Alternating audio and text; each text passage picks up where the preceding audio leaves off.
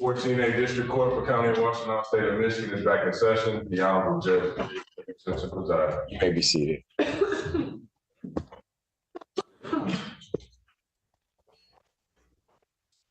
All right. Court does call the case of the people versus Daniel Field. Echelon of the people.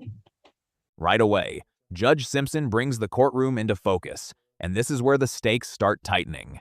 Daniel is not walking into a casual disagreement. He is standing before the court on a felony-level resisting and obstructing charge. That matters, because this is not just about an argument with police, not just about body cam footage, and definitely not just about courtroom attitude. This is about whether the prosecution can show enough evidence to move the case forward. And here's the twist. Daniel is representing himself. That means every objection, every question, every legal misstep, and every courtroom rule now lands directly on him. No attorney buffer, no professional filter, no one to clean up the strategy in real time. So from the very beginning, this case is already balancing on two tracks: the facts of what happened that night, and whether Daniel can survive the courtroom process without hurting his own position. State your name, sir. All right, Mr. Magoo. As with every proceeding, I do have to advise you that you are before the court on a charge of resisting and obstructing a police officer. As we have been through it before, I'm not going to ask you to acknowledge any of this. I think that you understand what I am indicating. That is a felony punishable by up to 2 years incarceration, $2,000 fine plus court costs. I would advise you have elected to represent yourself in this matter. There are indeed perils with representing yourself. I will also advise you that you're held to the same standards as anyone else conducting a proceeding before this court, whether it be with regard to evidence, the rules of evidence, the rules of procedure, and the like. And court is not going to show you any favoritism. I'm not going to treat you better or worse than either side. If, as indicating, you're elected to represent yourself, if at any time you wish to be represented by an attorney, could not afford to hire one, you have to inform the court of that. The court will assure that you will have counsel. All right. Other people? Yes, sir. Just, Your Honor, for the record, I'm not here on a general appearance. I'm here as making a special appearance. I do not, nor have I ever consented to the personal jurisdiction matter of the court. I'm here to specifically cross-examine my accusers. And with that being said, Well, let me just put it to you this way. This court has jurisdiction over you as a person. I also have jurisdiction over the subject matter of these proceedings. So while you may disagree, I think your position is legally insufficient. I just wanted to notify. Your position is legally insufficient and irrelevant to anything that we have to do right now. Am I clear? Thank you. Are the people ready to proceed? We are, Your Honor. And there it is. Judge Simpson shuts down the jurisdiction argument almost immediately. Daniel tries to frame his appearance as special, saying he does not consent to personal jurisdiction, but the judge makes it clear the court has jurisdiction over him and over the subject matter. That is a major legal reality check. In plain terms, you cannot simply opt out of a criminal proceeding by saying you do not consent. Courts do not work like a customer service agreement. Once the charge is properly before the court, the judge is not asking for permission to proceed. And notice how quickly Judge Simpson labels the argument legally insufficient and irrelevant. That tells us this court is not going to entertain sovereign citizen-style detours. The judge is trying to keep the hearing locked on the actual purpose, evidence, witnesses, and whether this case moves forward. You may call your first witness. Thank you, Your Honor. With consent, we will waive opening, and I will call Officer. I don't waive opening. With what consent? What was that? You said with my consent. I didn't consent. What was that? I just asked some clarification. You're not required to give an opening at preliminary examination, but if you'd like to, Ms. Lundy. I do not choose to give an opening. All right, very good. Thank you. All right, let me call your first witness. Darnell Tyson. Sir, please come forward to be sworn. Your Honor, Michigan Rule of Evidence 615, I am at my request to ask the other officers that will be giving testimony against me. I asked they leave the room. Are you making a motion to sequester Yes. in your response to the people? No, Your Honor. All right. Witnesses that will testify are hereby ordered sequestered. Thank you. I wasn't clear on what rule that was cited, but Wasn't, thank you. but I got what he was getting at. You sound to part of the testimony about be able to be the truth, the whole truth, and nothing but the truth, so you got. So. State spell your first and last name for the record. Darnell Tyson, DARNELLTYSON. Thank you. You may inquire. Thank you. Good afternoon, sir. How are you employed? Ypsilanti Police Department, And how long have you been employed in that position? since April of 20, well, once we passed, I've been on the road since April of last year. April of 24? That's my- In what capacity are you employed by the Ypsilanti Police Department? A police officer? Were you working on October 11th, 2024? Yes, ma'am. What shift were you on that day? Second shift nights, What is nights? 6 PM to 6 AM. 6 p.m. to 6 a.m. And what were you wearing that day? My uniform, my family uniform. Were you displaying your badge of office? Were you operating a patrol car or a passenger in a patrol car? Yes, ma'am. Hold on. Did you happen to come into contact with anybody who's currently in the courtroom on that date? Yes, ma'am. Who was that? And can you tell me where he's sitting and something that he's wearing, please? He's wearing a black suit, he's sitting at the table right behind you, right? Your Honor, may the record reflect the witness identify the defendant. That objection record shall so reflect. Where did you come into contact with him? On Michigan Ave, I can't remember the exact address, but it's right behind Buffer Reds. Is that in the city of Ypsilanti, County of Washtenaw, State of Michigan? And when you got to that location, do you recall about what time it was? Nighttime or daytime? It was early morning. Early morning? When you got to that location, what did you observe? It was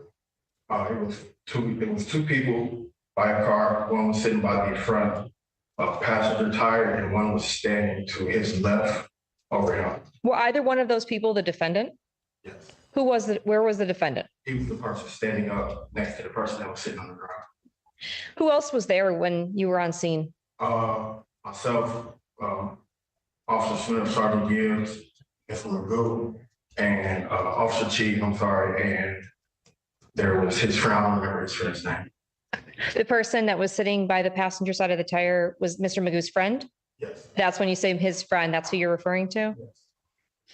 What happened when you got up to the area where Mr. Magoo and his friend were located? We observed his friend sitting on the ground. We saw a case of open, I think it was seltzer waters and fireball on the ground. We walked over because we were dispatched to that area for a fight. The description we got of the people involved in the fight did not fit them. But when we saw the gentleman sitting on the ground, kind of slumped over, we just stepped over because we were just trying to see if he was all right. So you said fireball. Is that on something, is that a brand name of something? Alcohol? What happened next? We were just trying to get a clear understanding of what was going on. Like I said, we witnessed the guy who was sitting on the ground, kind of slumped over. So I presume that he might have been under the influence of alcohol, seeing that we had the seltzer waters and the fireball there. But we were just trying to see if he needed any medical assistance. Would it be fair to say that Sergeant Gibbs took the lead a little bit when approaching? Definitely. After Sergeant Gibbs approached the two men, what happened next? This is where the police contact issue becomes central. The officer says they were dispatched for a fight, but when they arrived, the people on scene did not match the fight description. Instead, they saw someone sitting on the ground, appearing slumped over, with alcohol nearby. That distinction matters. The officers may not have originally approached because Daniel was suspected of the fight, but they shifted into a welfare check or medical aid situation. And that becomes the prosecution's theory. The officers were trying to check on someone who might need help, and Daniel's conduct allegedly interfered with that. The whole case starts turning on this question. When police are rendering aid or investigating a possible medical issue, how much authority do they have to order someone to step back? That is the pressure point Daniel keeps attacking later. Sergeant Gibbs gave Mr. Magoo a couple directives. He asked him to step away. I believe he asked him at least 2 or 3 times to just leave. To which Mr. Magoo did not. At that point, Sergeant Gibbs asked him to leave again. He did not. At that point, we went hands-on for obstructing our ability to investigate what was going on with the gentleman sitting on the ground. What happened after you went hands-on? We took Mr. Magoo kind of around to where the car was. We put handcuffs on him. We walked him over to Sergeant Gibbs' patrol vehicle. At that point, after we were going to put him in the vehicle, we had to search anybody that, before we could put him into the vehicle. So as we were doing I wasn't doing the search. Officer Smith was. I was just there to keep control of Mr. Magoo at that point. In what way were you there to keep control of him? What were you doing? I was holding him by his arm. Where were you standing relative to where he was standing? At first, while Officer Smith was searching him to the right, I was to the left of Mr. Magoo. After he finished searching him to the right, we switched positions. I went to the right side, Officer Smith went to the left. So Mr. Magoo is currently facing a vehicle and you're standing behind him to his right or to his left, depending on what side of him is being searched? Yes, ma'am. What happened while Officer Smith was searching the defendant? Mr. Magoo made a couple other statements. I don't really know. I really don't remember what those were. I do remember he made a statement about dashing or scatting, which is kind of like implicating he might run. At that point, I put my arm through here and kind of held him up against the car. Why did you do that? Mentioned about running. Why would putting his arm up and holding him against the car, why would you do that if somebody mentioned they might run? To keep him what? To keep control. To keep control. Okay, what happened next? At that point, Officer Smith was searching the left side of him. He asked about, were you guys looking for a lottery ticket? He said, I didn't have anything in my pocket. At that point, Mr. Magoo, he kind of flinched a little bit one time. So I put my arm up a little bit more just to gain a little bit more control. And then at that point, he kicked up with his right leg and caught me in the groin area. His leg hit you in the groin area while you were standing behind him? And were you wearing a body worn camera on this night? Have you had a chance to review a copy of the recording from your body worn camera today? Yes, ma'am. Was it a fair and accurate depiction of the original recording and of what happened that night? Now I move to admit People's Exhibit 1, Darnell Tyson's body worn camera that has previously been disclosed to defendant in discovery. I'm going to be playing. Any objection to its admission? I object to we don't need to play the video. Whether we need to play it. What is your objection? My objection is I would like to finish hearing the testimony before we play the series of events that Mr. Tyson has already had time to review with himself. Would the court like a response? Objection is overruled. You may go ahead. Thank you, Your Honor. And is the exhibit admitted? Yes, exhibit's admitted. Thank you. And with the court's permission, I'd like to play from the beginning of the video to about the 4-minute and 10-second mark. All right, that's fine.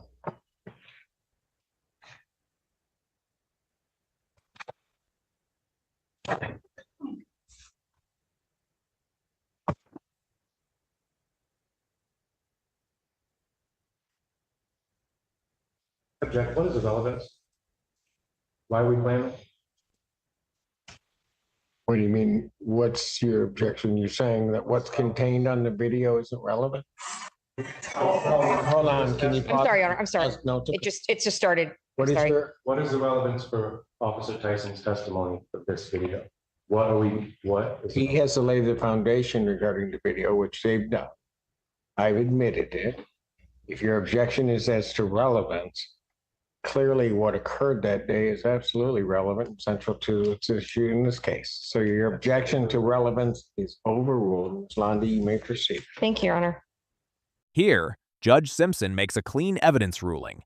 The body cam video comes in because the officer laid the foundation. He wore the camera, reviewed the recording, and said it fairly and accurately showed what happened. Daniel objects, but his objection is not strong enough to block admission. And this is a huge moment because body cam evidence can completely change the courtroom dynamic. Once the video is admitted, the case is no longer just officer testimony versus defendant argument. The judge can compare the story to the recording. Daniel wants to delay or challenge the sequence, But Judge Simpson is focused on relevance and foundation. If the video shows the interaction at the center of the charge, then it is plainly relevant. The court is not going to keep out the most direct evidence simply because Daniel dislikes the timing.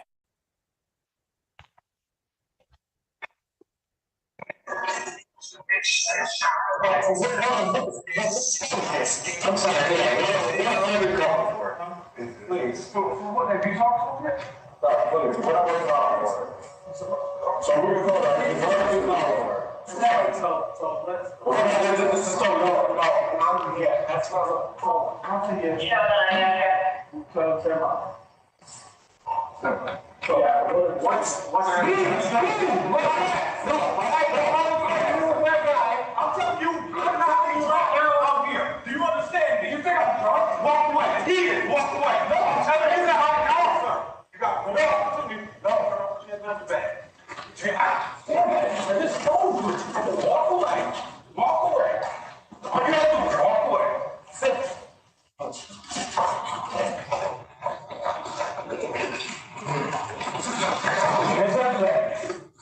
Say that no sense.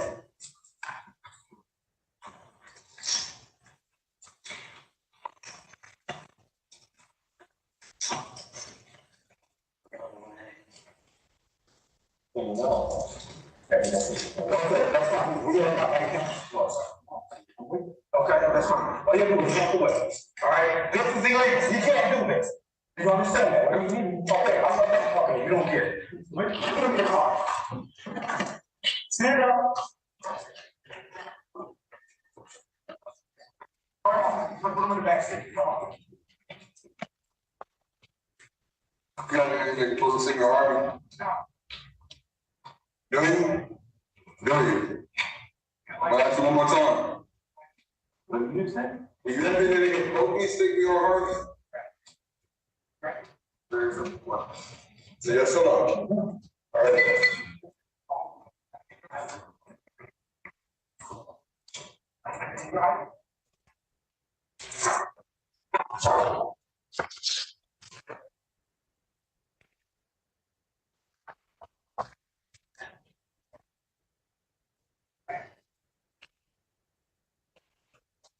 Everybody, want to walk away.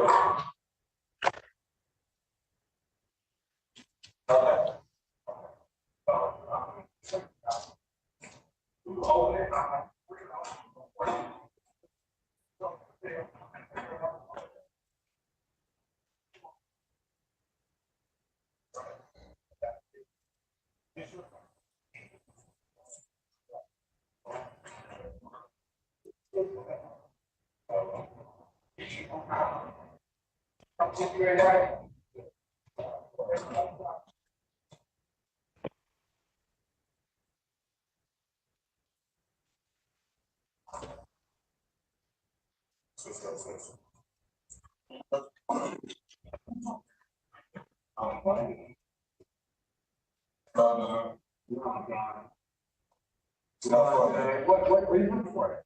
A lottery ticket? No. Whoa. Chill out, dog. No. Oh, it's scam? You looking for a lottery ticket? How about an iPhone? What are you looking for? I'm looking at you. I'm not looking for nothing, but I need some. I'm looking at you. Come on.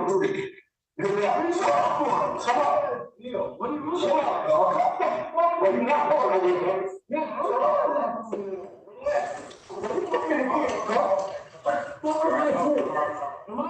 Yes, you are.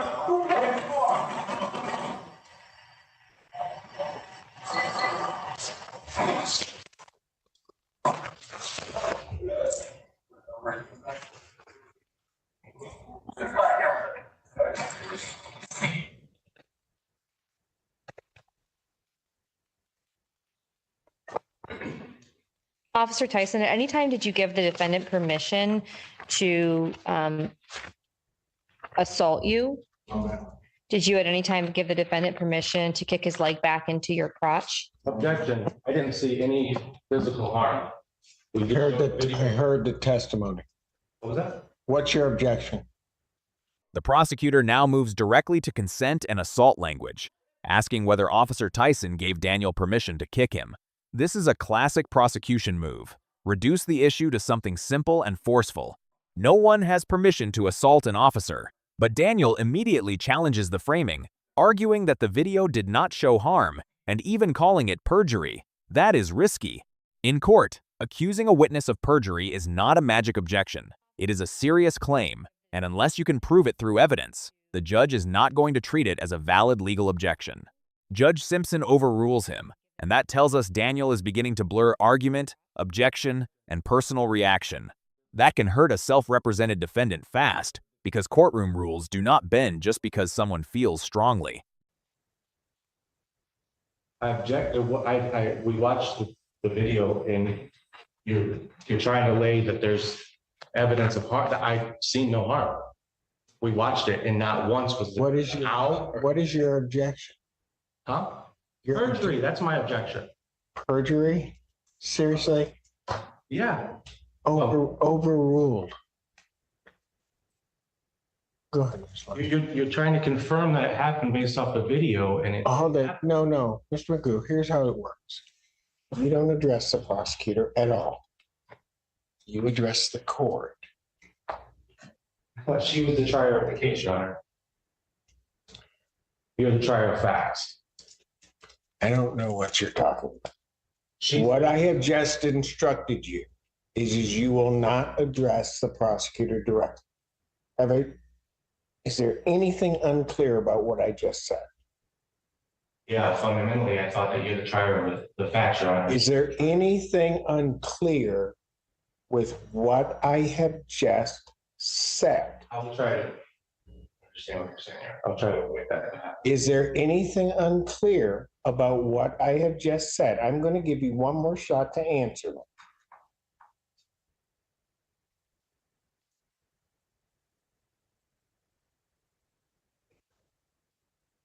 I need an answer, Mr. Your Honor. You're telling me I'm not. Thank you, Mr. Aaron. You're not to address the prosecutor. If you need to address the prosecutor, Mr. Magoo, you can ask the court prior to your addressing, because I'm not going to have your behavior toward anybody in this courtroom. Understood? I understand that. Thank you. Ms. Lundy, anything further? Ask the witness.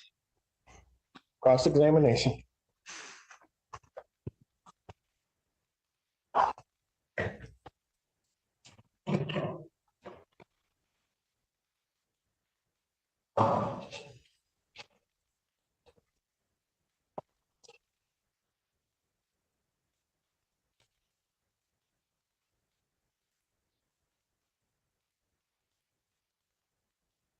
Hey, good afternoon, sir. Can you state your name and badge number for the record, please, just for my end?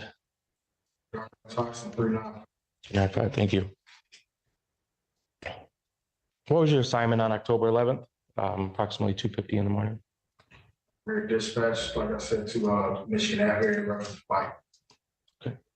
And at that time, when you showed up to the, where did you, it was a parking lot? Public parking lot? Okay.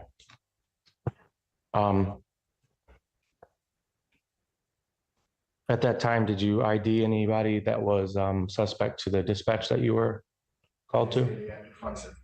No active fights? Do you remember the dispatch record, how they described the people?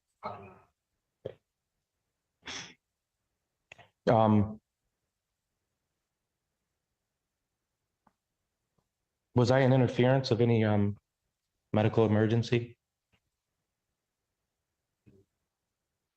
Was I in, what was your reason for contact with me? We got there, we saw a gentleman sitting on the ground. We saw alcoholic beverages that were open, and he was slumped over. Okay, so alcohol, somebody's, a gentleman slumped over, and then me. So what was your reason to engage with me? Reason for coming up was not to engage with you. Okay. Actually, just to ensure that the gentleman sitting on the ground was okay. Now Daniel begins cross-examination, and his strategy becomes obvious. He wants to show the officers did not originally suspect him of a crime. He asks whether there was an active fight, whether he matched the dispatch description, and why police contacted him at all. That is a smart target because resisting and obstructing often depends on whether officers were performing a lawful duty.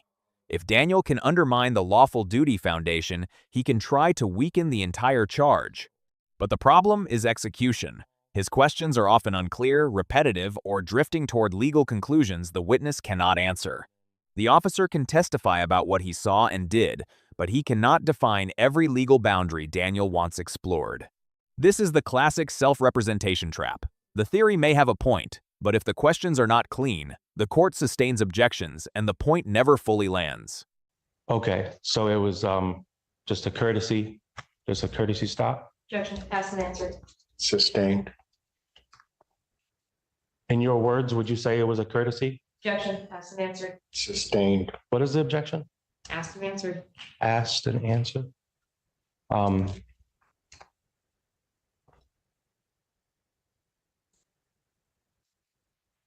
Did you suspect the gentleman on the ground that was laying slouched over? Did you suspect him of any crime? No, sir. Did you suspect me of any crime?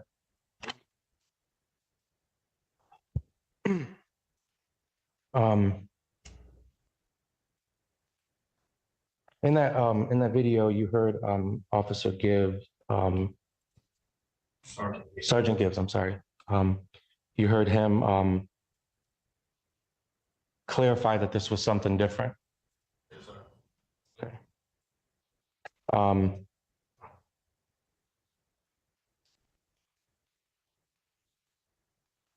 Was it my legal obligation to leave? Objection, Your Honor. Calls for the ultimate conclusions to the question. Sustained. Ultimate conclusion.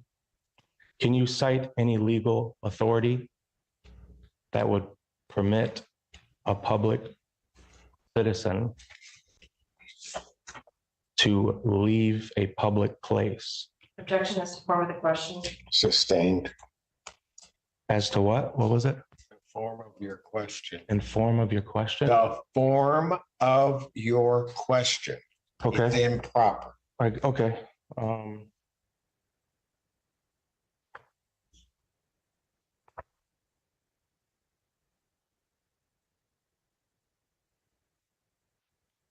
Under what law or ordinance was I required to leave?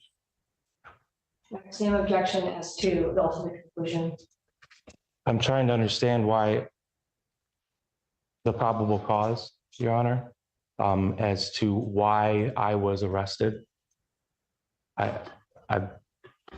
There's still no clarity.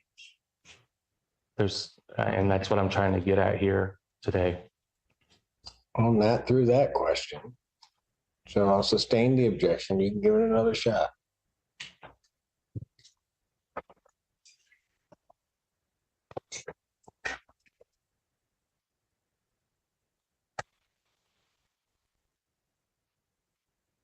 Can you define probable cause? Objection, relevance. Sustained. Your Honor, the officer is in-field officer. They have to be able to understand what probable cause here. In what context are you talking probable cause? Your Honor, The question is large and vague. to define probable cause as an arresting officer. Is it probable cause to arrest? Probable cause in terms of this proceeding? In what context do you wish to try to describe? Probable cause to arrest me that night or any reasonable articulated suspicion. May I respond? You may. It's actually two different things. The defendant was originally asking about probable cause to arrest, and then he revised it and said he's asking specifically about the probable cause to arrest him, which is not the question he asked. So my objection as it will continue. I'll sustain the objection. I'll allow him to attempt to rephrase.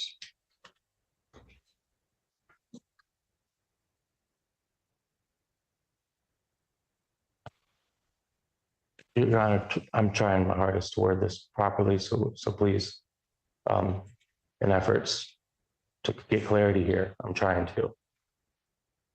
I'm trying to figure out under what authority is there when you knew that I wasn't a suspect to any crime Authority to do what? to arrest me.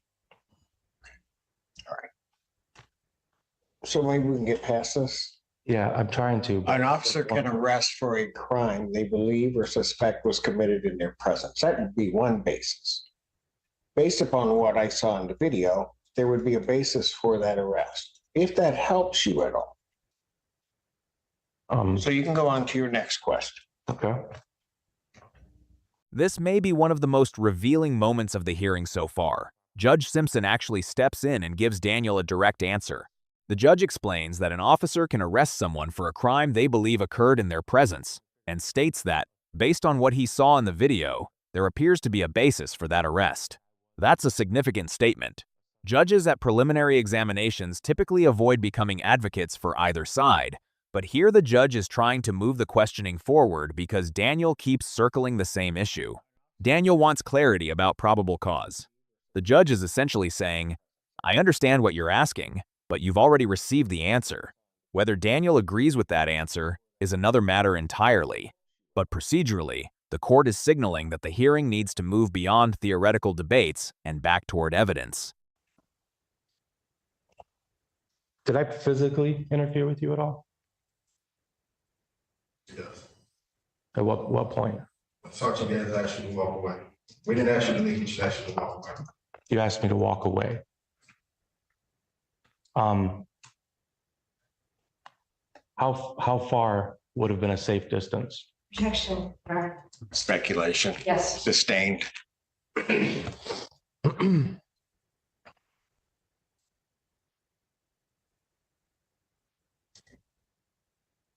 If I walked 5 feet away, would that have satisfied your order? Just asked you to walk away. Yes or no? It would have satisfied your order? Okay.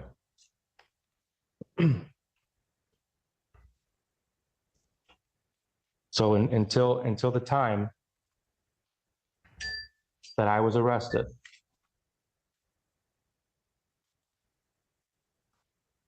what duties did I physically prevent you from doing? We were to figure out what was going on with your friend. And because you were in it for like a week, walked up. We raised up. We weren't there. We were there for the gentleman sitting on the ground, appeared to be intoxicated. Based on the circumstance, we saw open alcohol and the fireball, which is alcohol, on the ground towards his feet. So your duty was to safeguard my friend? No, at that time, we were just trying to see if he needed any medical attention. Are you a medical expert? I'm not.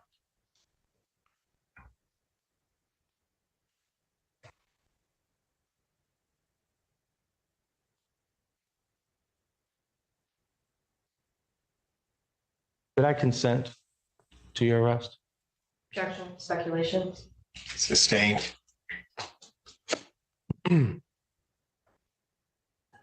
Speculation.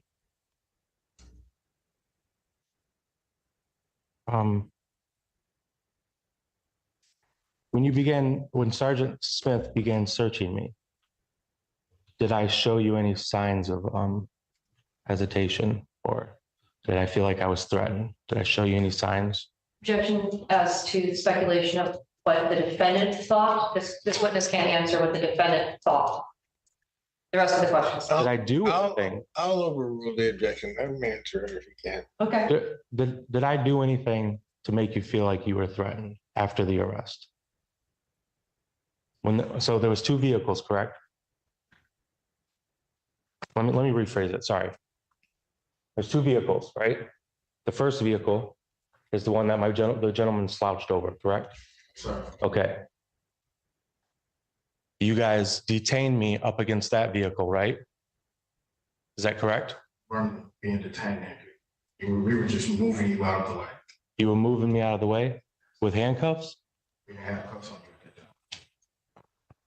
time. What was the point of moving me out of the way? Okay.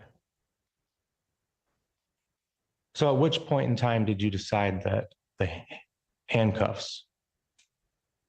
We have to get control of somebody's hand. Okay.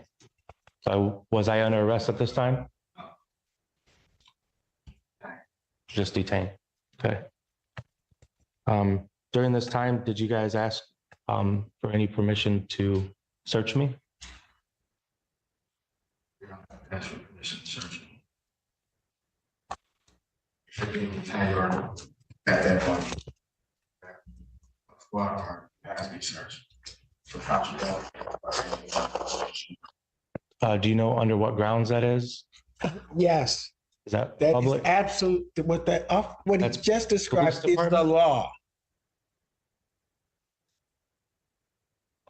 Your Honor, He has, there's several. Mr. Magoo, when an officer is detaining somebody, they have the right to do a pat-down search for any contraband or weapons or anything that might harm the officer or anyone around. That Even if the is arrest is the unlawful? law. That is the, I never law. consented to any of it. doesn't matter. And we still don't have a crime that I've It done. doesn't matter. We're still trying to figure out a It crime. doesn't matter. Here we get one of the most important legal realities of the day. Daniel repeatedly argues that he never consented. Judge Simpson responds bluntly, "It doesn't matter." That statement may sound shocking to viewers unfamiliar with criminal procedure, but the judge is making a very specific legal point. Certain police actions do not require consent. If officers are lawfully detaining someone, there are circumstances where searches and safety measures can occur regardless of whether the individual agrees. Daniel keeps returning to consent as though it is the deciding factor. The court keeps returning to whether the officers had lawful authority. Those are two very different questions. And right now, Judge Simpson is making it clear which question actually matters in this courtroom.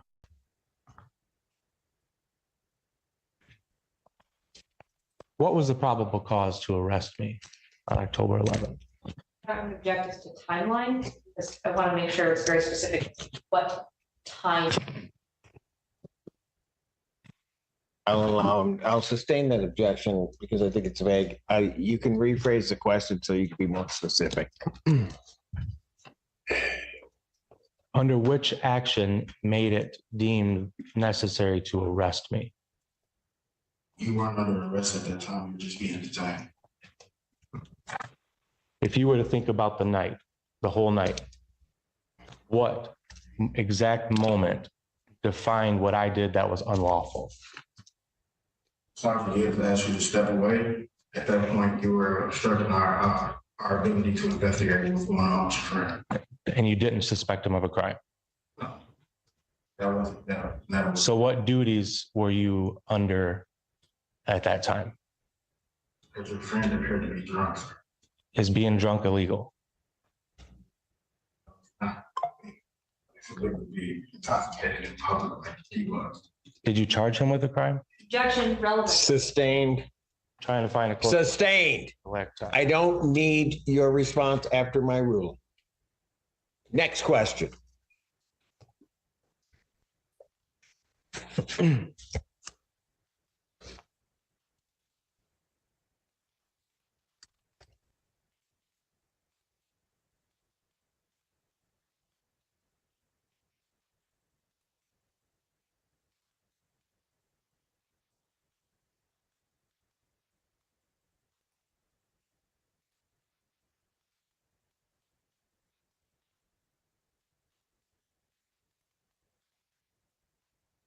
You mentioned there was alcohol in the scene.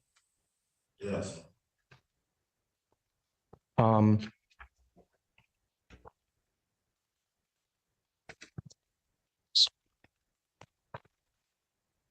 My friend was dispatched for high intox. Correct? We weren't dispatched there. I'm sorry. When the Huron Valley ambulance was dispatched to the parking lot where they were dispatched for high intox. Yes. For my friend? Yes.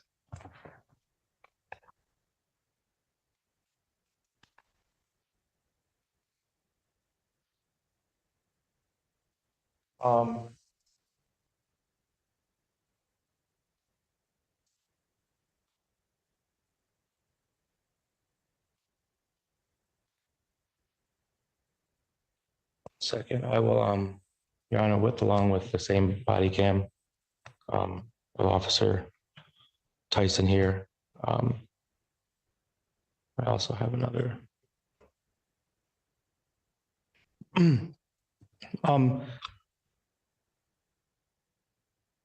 At which point did I strike you? What's the honor? Can it was what? Within seconds of us putting you in the back of the patrol. Okay. And I was put in the back of the patrol vehicle under, for what reason? For assaulting the police officer. Let me get this straight. So you first said that you were putting me in the back of the patrol car, which is why when the assault happened, but then you just said that I'm getting placed in the back of the vehicle because of the assault. Object as to, this mischaracterizes the statements and evidence. It does. It's also a compound question. Yes. So Looking for clarity. I don't care what you're looking for. You got to ask the questions right. Her objection is sustained. Now the courtroom starts focusing on timing.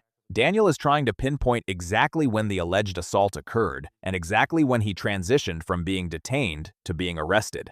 Those distinctions matter because criminal cases often turn on timelines. If different witnesses describe the sequence differently, defense attorneys will usually explore those inconsistencies. Daniel is attempting to do that himself. The difficulty is that his questions often combine multiple assumptions into one.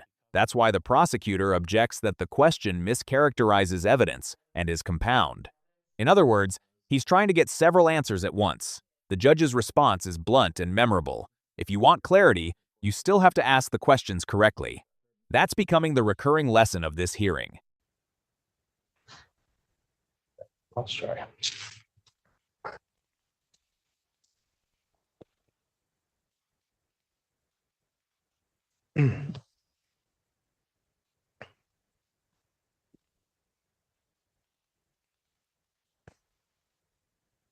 Go play this video back. Yes.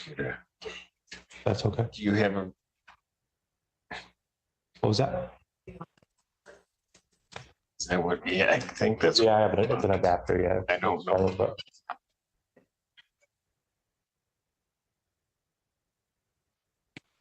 You can give it to him. Let's see what the heck it is. okay.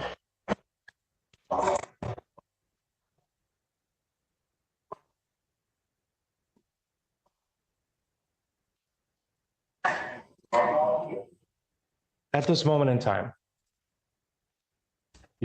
Sergeant Smith is searching me. Objection. No. That person's title is not Sergeant Smith. This isn't Sergeant Smith. No, it's not. Who's this? Oh, Officer Smith. I'm sorry. Okay. Officer Smith here is searching me. At this point in time, is it your mission? Is it your goal to put me in the back of the patrol car? yes, you're being detained. I'm being detained in your patrol car. Okay.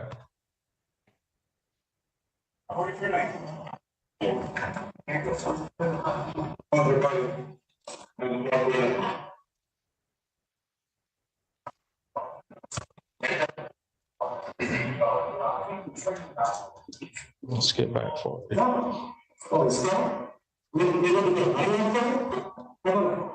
It's loud.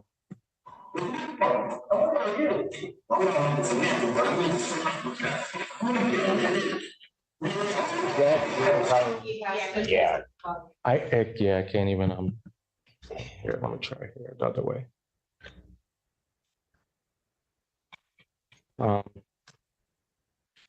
There it is, I got you. Sorry, guys.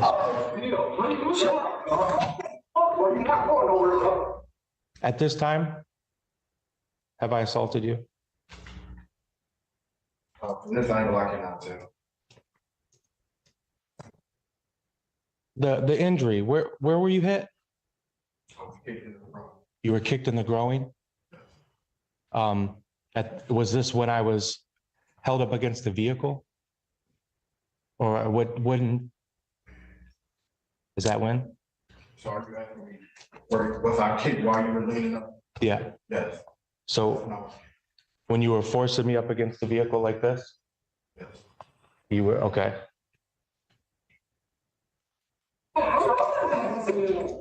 Did you hear that just now? Did you ever hear me say that I know I wasn't going anywhere? This section highlights a fascinating conflict between what happened and what can actually be proven. Daniel is focusing heavily on the body camera angle. He keeps asking what the officer could see, what the camera shows, and whether specific statements were heard. Meanwhile, Officer Tyson repeatedly explains that the camera angle doesn't necessarily show everything from his perspective. That's an important distinction. A body camera is evidence, but it is not an all-seeing witness. Sometimes the camera misses what an officer sees. Sometimes it captures things the officer misses. The defense wants the video to be definitive. The prosecution wants the testimony to fill in the gaps. Ultimately, it's the judge who decides how those pieces fit together. That's irrelevant. I'm just asking if you heard it.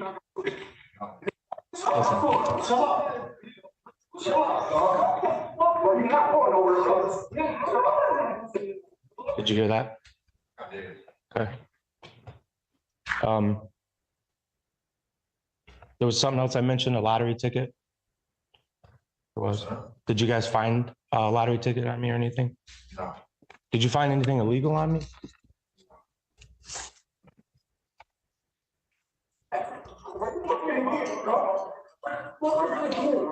Yes, you are. So have I kicked you at this time? I can't tell for the time. Okay. But this time your body cam's still on. I was just told that I'm under arrest. Did you hear that?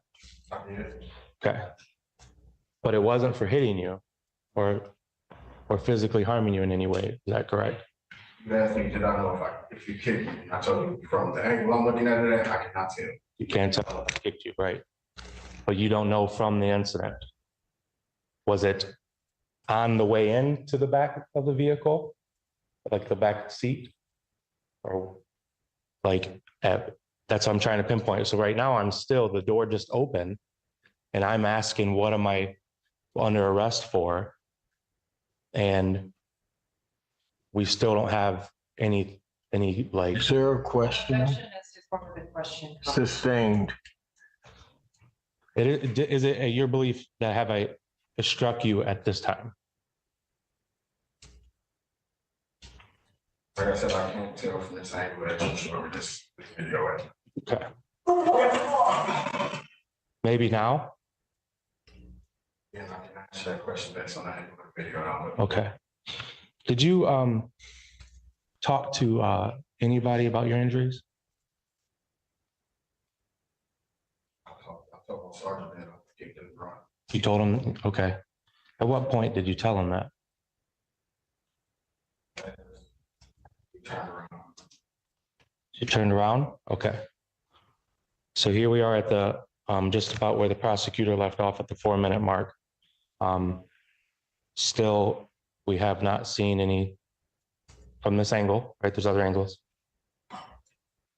Objection, was that a question? No, it wasn't a It question. was not. I'm not even paying attention to its extraneous remarks. I understand. So here we are, still. You have not said anything to Sergeant Gibbs, correct? I mean, when the camera hit the ground, I couldn't hear what was going on at that point. Okay. So, did you get home the wife? Oh, you don't see that phone? Yes. What's your wife's name? Amanda.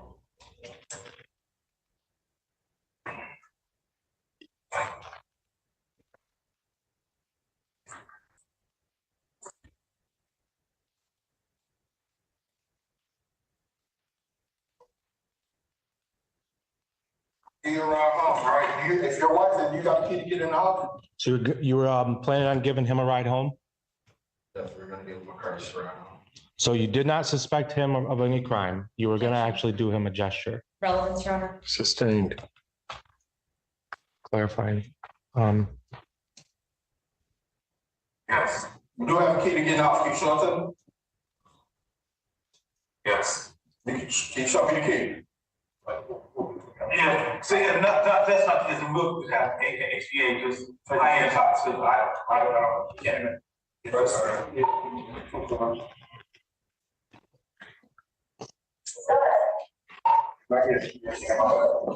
High-end tops. High-end tops. This one goes. Oh, yes, he is. So, we charge him one interfering. So we charge all the means out, whatever, reasonable interfering. Get him over there. Did he make kick? So real quick, and I'll cut it off right there. But at that time, it is your understanding that I'm only on arrest for, what was that? He said R&O? Yes, resisting and obstruction. Resisting and obstruction. Back to why I didn't walk away the 5 feet. Yep, thank you. Okay, so at this time, he's what would you call it? He's basically reciting the charges that he's what would you call that? Objection, Your Honor, relevance. Sustained.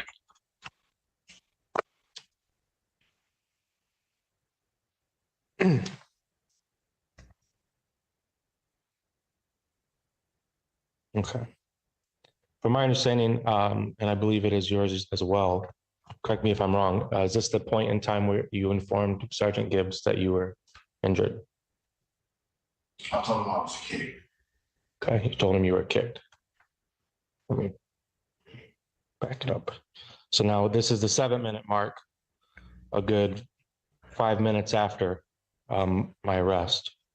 Daniel's questioning here shows exactly where he believes the prosecution's weakness lies. He's trying to establish a gap between the alleged kick and the reporting of the kick.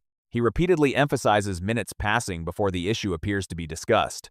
Whether that gap is meaningful is another question, but it's clearly the area he's targeting. What's interesting is that Officer Tyson never backs away from the central allegation.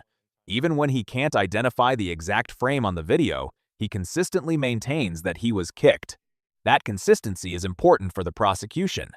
At a preliminary examination, consistency often matters more than perfect detail. The judge is looking at the overall picture, not demanding a frame-by-frame reconstruction. He kicked me in the nuts, bro. He kicked you? Yeah, yeah. Why do you think I got with him? I wasn't trying to do it. Oh, I know you. Right there. So,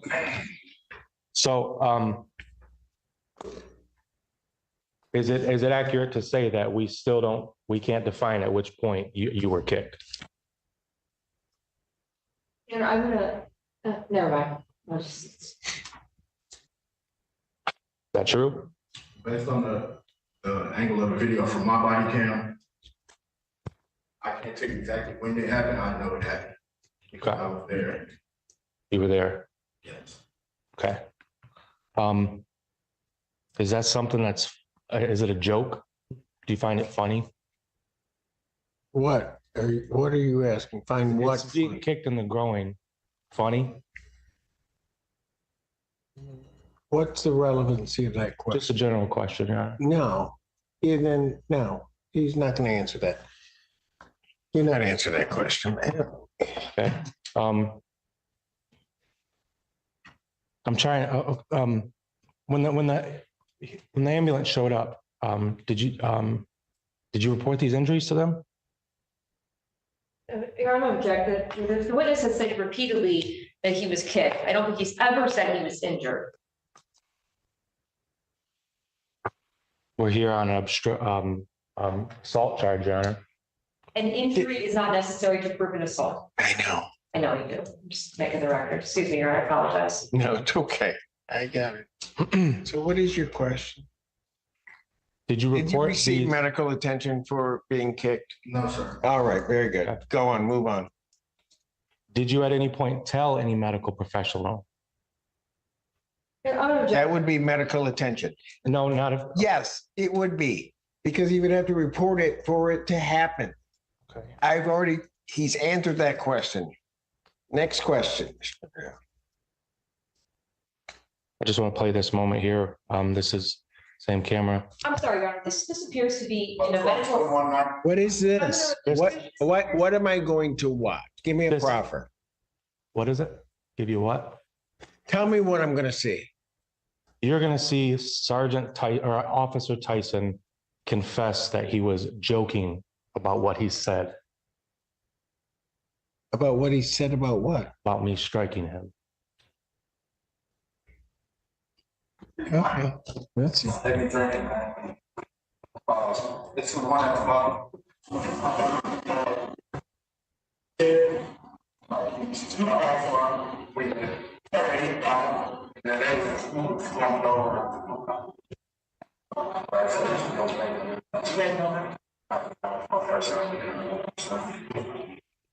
yeah, I've seen.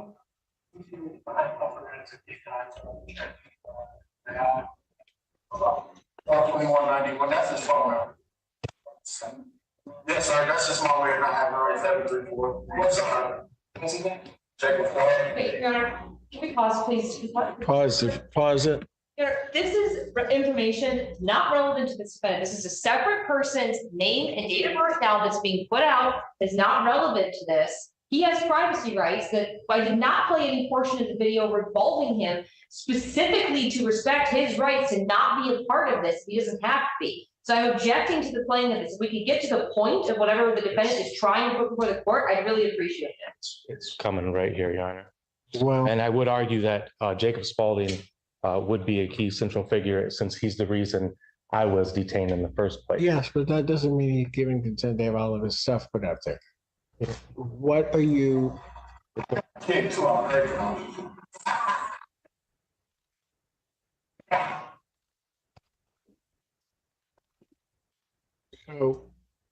So where's the part about him joking? He quite literally says it, Your Honor. And I have certified records that have been transcribed from the Michigan, Tried by whom? by a certified Michigan court transcriber, but nevertheless, he's. Well, if you're he says it. saying you have something that says that, because I did not hear that. So if you say have something that says, no, do not play over me when I'm talking. Stop. I'm sorry. Cut him off. No, we're not doing it that way, Mr. Magoo. You're playing by this court's rules. Plain and simple. This is one of the strongest courtroom control moments we've seen so far. Judge Simpson is no longer merely ruling on objections, he's addressing Daniel's overall approach to the proceeding. Daniel appears convinced that a transcript or video segment contains evidence favorable to his position, but the judge immediately shifts the focus to process. Was it disclosed? Was it provided to the prosecution? Can it even be admitted? Those questions come before the content itself. That's a lesson many self-represented litigants learn the hard way.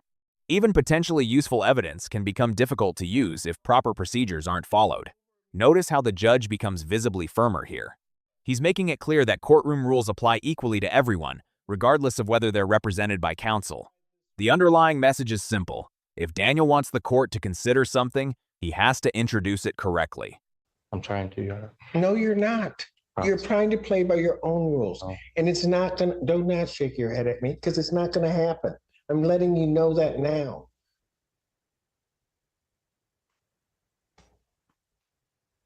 Now, if you're claiming you have some certified transcript, where is it? And has it been turned over to the people? It'll be submitted after I have a digital copy of it. Have you submitted it to the people before I today? just got it. No, I just got it. Same videos I had. I don't even know how you're gonna, I don't even know how that gets in. but I'm not even gonna worry about that at this point. Go Did you ahead, hear what was said? continue with your questioning. Did you hear the part where you said you were just joking?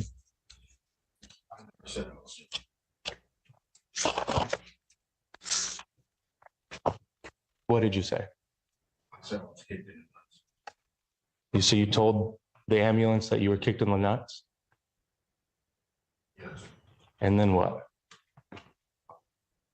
Laughing?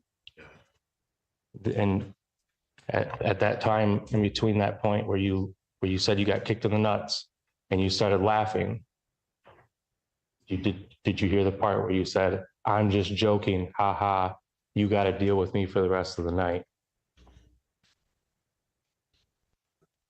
Okay.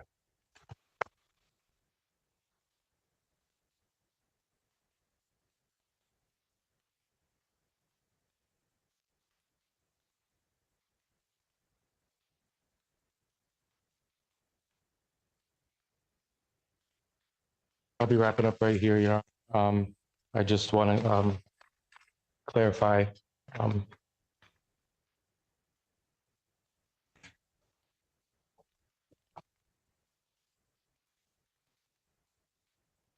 In your opinion, what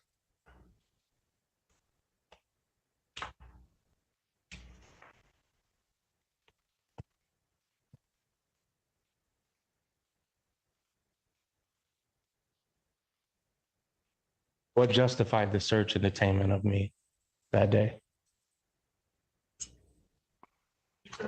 Resisting and obstructing. He gave you directives to walk away. You did not. To the gentleman that went away in the vehicle. Of obstruction. I was obstructing your medical evaluation. Now, Daniel circles back to what has essentially become the centerpiece of his defense. He wants the officer to admit that the entire situation started because officers were helping his friend rather than investigating a crime. The officer's answer, however, reinforces the prosecution's theory. According to Tyson, Daniel was interfering with their ability to perform their duties. That's the key phrase. The prosecution doesn't necessarily need to prove officers arrived investigating Daniel specifically. They need to show they were lawfully performing a duty and that Daniel obstructed that duty. That's why the witness keeps returning to the same explanation. Meanwhile, Daniel keeps returning to personal rights, public spaces, and the absence of an original crime. It's almost like two different arguments are happening simultaneously. The judge repeatedly has to step in and pull everyone back to the legal issue actually before the court. Because you at no point, you admitted that you had no point to plan on charging him with a crime. You guys were doing a great thing out there. You guys were helping him out. You guys are making sure. Is there a question? I'm trying to clarify. No, is there a question? Yeah. At what point do your medical evaluation supersedes my personal rights to public space? I'm objecting. Hey. That's irrelevant. Yeah, the form of the question, and that calls for a legal conclusion. So I'm going to sustain the objection.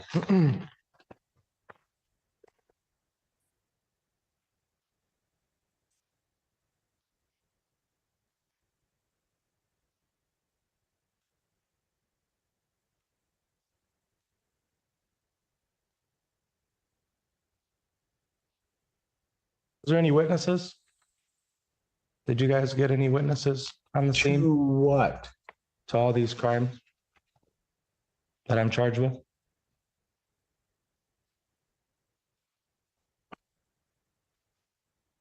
there anybody else on the scene that you guys talked to that put me on any kind of crime?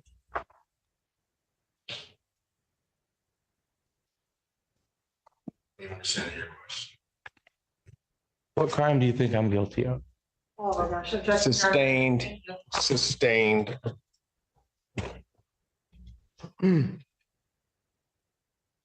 don't speak legalese, Your Honor. I'm really trying over here. Again, I don't need your satire. Just next question.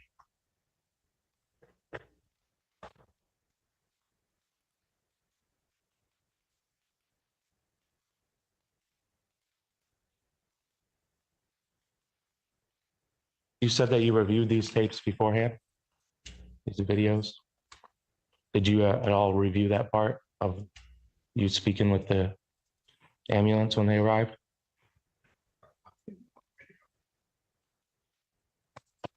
Did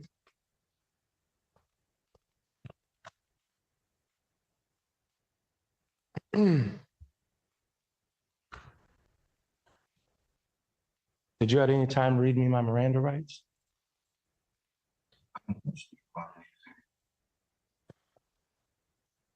Before your arrest, you did not read me my Miranda rights. I've never heard you know, if I'm gonna ask you questions, I didn't question you about anything.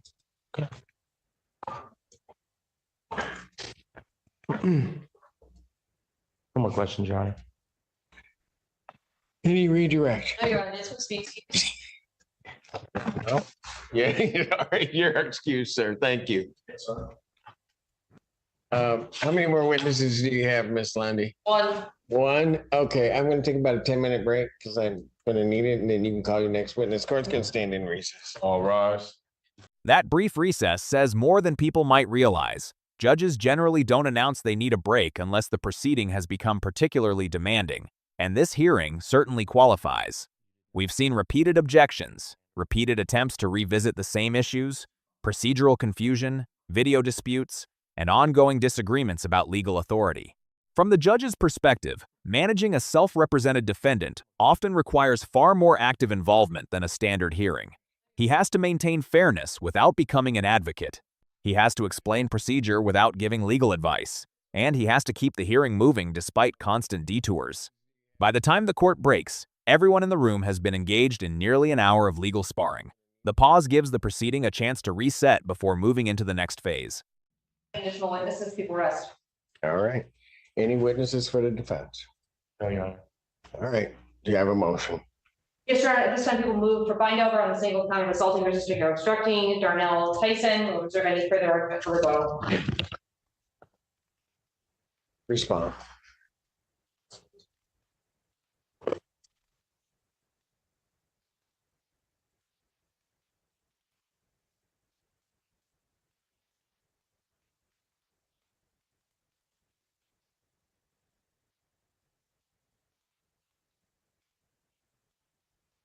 The sergeant's name was Sergeant Griggs, wasn't it? Gibbs, Gibb, opens in boy S. Yeah, Why are we not hearing the testimony of the other witnesses? I'm sorry. I was asking why we're not hearing the testimony of the other witnesses. Because neither one of the parties called them. I would like to call them, Your Honor.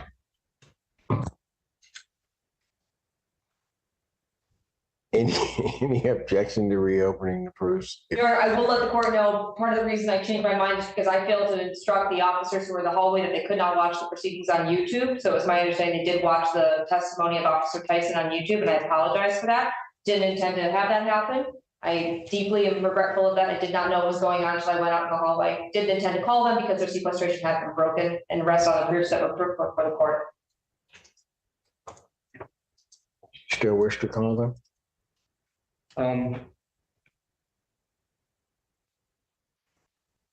Yeah, Yes. yes, I do, Your Honor. Are they still here? I believe so. Which one? Which one do you want, sir? Both of them. Okay, just bring everybody back. Sounds great.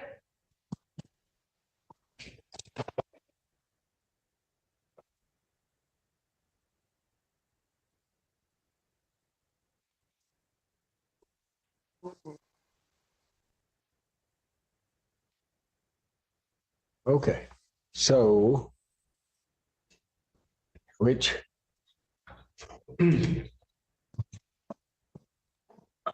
So which one do you want to call, Mr. Magoo? Start with Officer Smith. All right. Officer Smith, did you want the other officer? Did you want the sergeant?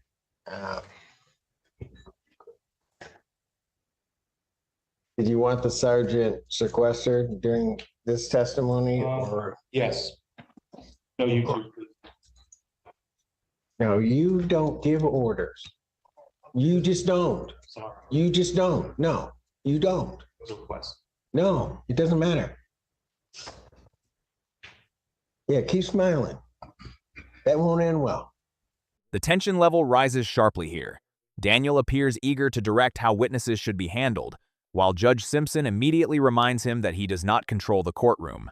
That's a critical distinction. Defendants, even self-represented defendants, have rights, but they do not manage courtroom procedure. The judge decides how proceedings move forward. What's striking is the judge's increasingly direct tone. Earlier in the hearing, corrections were more instructional. Now they're becoming warnings. That shift often happens when a court feels repeated instructions are being ignored. It's not necessarily about the substance of Daniel's arguments anymore. It's about maintaining order and ensuring the hearing remains manageable. Let's have him so. Raise your right hand. You solemnly swear to affirm the testimony you're about to give be the truth, the whole truth, and nothing but the truth. Okay, sir. Now, see, state your first and last name for the record, please. First name is Lawrence, LAWRENCE, last name is Smith, SMITH. You may inquire. Oh, they don't start at all. Is it on? It's your witness. Right.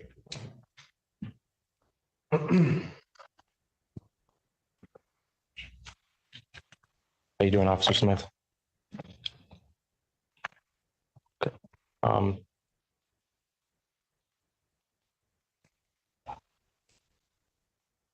You'll have to lay a foundation with, since we all know where we're at on the night. Where were you in the October 11th, 2:50 in the morning, and what brought you to there? Objection compound. Okay. Sustained. Ask your question. What led you to a parking lot in Ypsilanti on October 11th, 2024, at 2:50 in the morning, approximately? We were dispatched to a fight progress. Fight in progress. Yes. Did you get a description of the people in the fight? What was the description? Do you remember? Oh. You were just looking for 2 people, or how many people? Don't recall. Okay.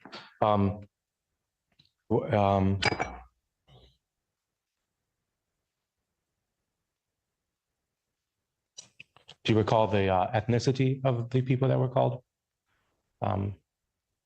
Were they what are the dispatch? Who was the dispatched over the fight? I believe they gave some descriptive words in the police report. And do you recall what the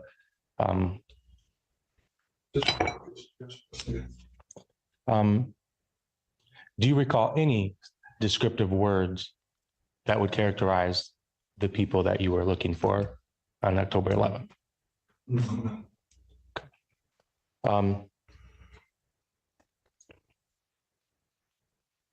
What led you to approach me?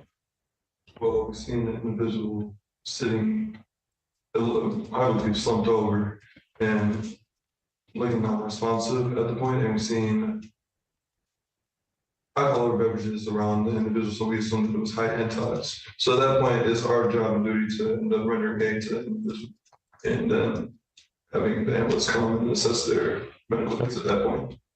Okay. You assessed that another individual was highly intoxicated? Yes, due to our observations and then our direct comparison. Is that a crime? Highly intoxicated? Objection, Your Honor. Relevant. Sustained.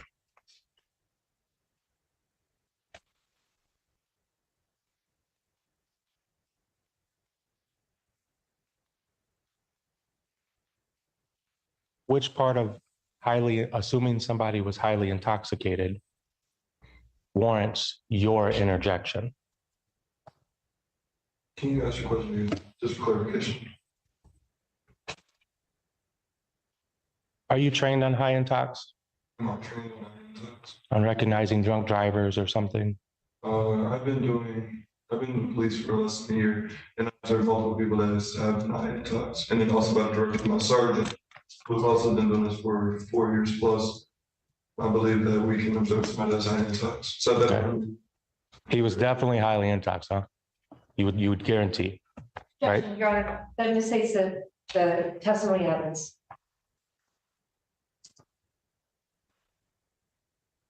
Go ahead, you can keep trying.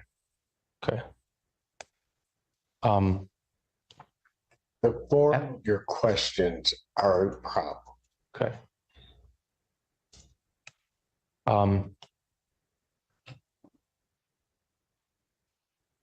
At what point did you and I engage physically? When you didn't follow the directives of my sergeant, who was let you leave the scene as we were ready to confront and assess what he had. Did he cite any legal authority to make me leave the scene? Objection, Your Honor. Relevance. Sustained. Relevance. John, I'm trying to understand the amount. Do you know? Okay, never mind. How long were you on the scene approximately until I was arrested?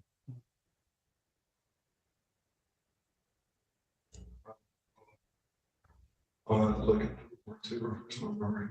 Okay. Under 5 minutes? I do not recall at the moment. I have to look at my report to refresh my memory.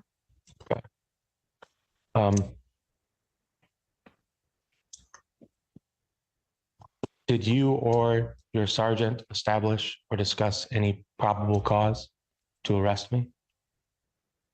My sergeant gave us a directive to put you in the back of the patrol vehicle due to you obstructing our investigation.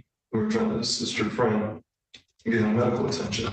At that point, you were resisting. You put your hands onto the patrol, onto the car, not the patrol vehicle, the car, and you clamped your Okay, palms together. so but hold up a second. No, you cannot stop him. You ask the question, he's gonna get to answer it. So you don't stop him. Go ahead. My apologies, sir. Another important courtroom lesson unfolds right here. Daniel asks a question, the witness begins answering, and then Daniel attempts to interrupt the response. Judge Simpson immediately stops him. That might seem minor, but it's actually fundamental to cross-examination. Once a witness begins answering, the questioning party generally has to let the answer come out. You don't get to stop testimony simply because it's becoming unfavorable. The judge's intervention reinforces that principle.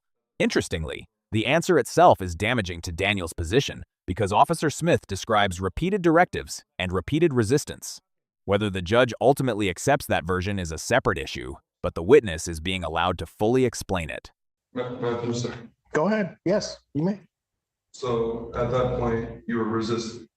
So then we got the directive to detain you.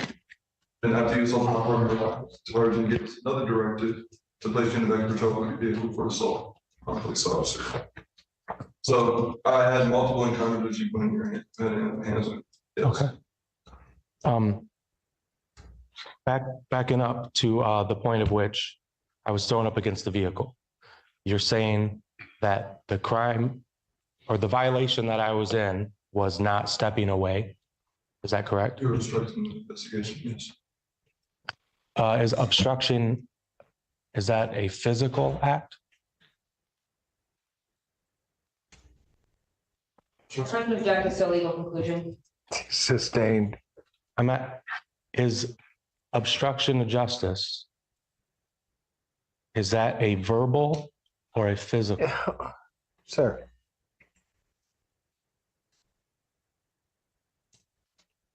What are you asking? Because it seems to me that you seem to be asking this officer for a legal conclusion.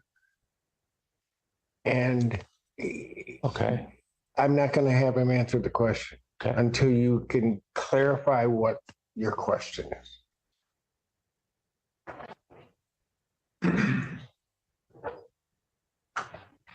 In your opinion, is it your opinion that I obstructed physically?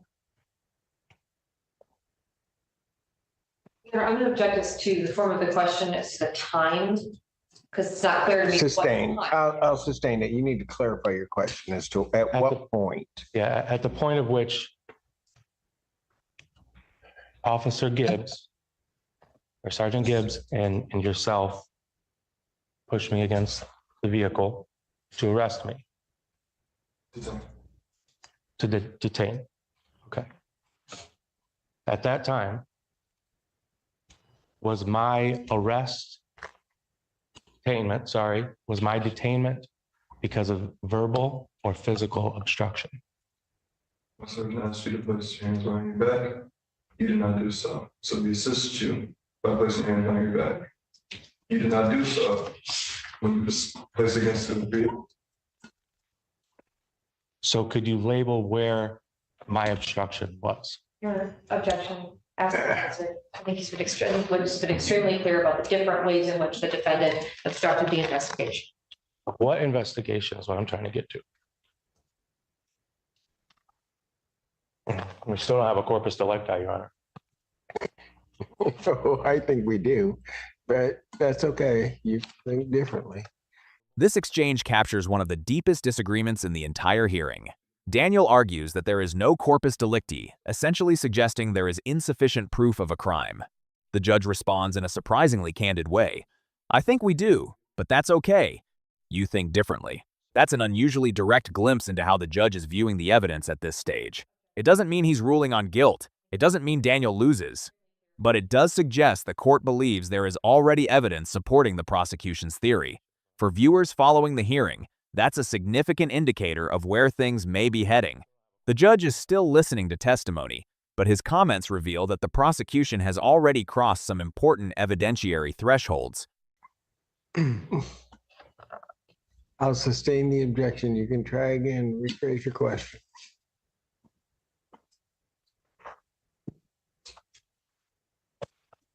Under what investigation were you under?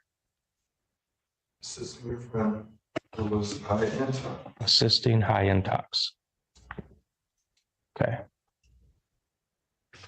Is that a normal police duty? Yes. Okay. Under those situations,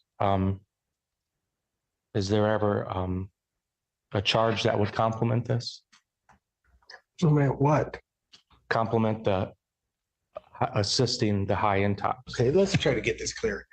You were there rendering medical assistance, potential medical assistance to the individual that was sitting on the ground, Yes, right? sir.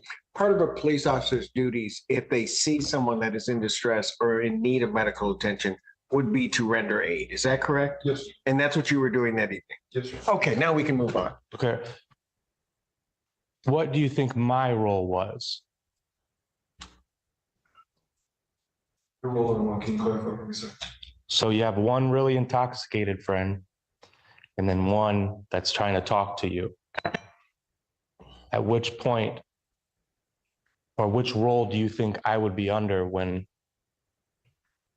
this investigation is going down? I don't even know what that means. What do you mean role? Your Honor, the officers showed up on the scene. Yes. There was no call for them to be there for me or my buddy. Okay, they showed up and they made themselves a part of our taxi ride home, and I got a charge for it. No. Here's what happened. As I says, I can best determine. They're dispatched regarding a fight. They come across something else. It was somebody that may look like they need medical attention. As this officers testified, that's part of their obligation to render aid when it looks as though it's necessary. They were attempting to try to do so. Your intervention or role began to take place when you failed to follow the instruction of Sergeant Gibbs. That's what I have so far. So now you may go on to your next question.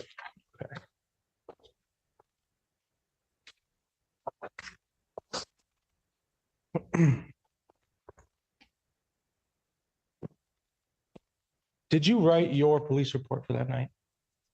I did. You did? Yes. You do that manually, or I'm sorry, on a computer, or do you handwrite them?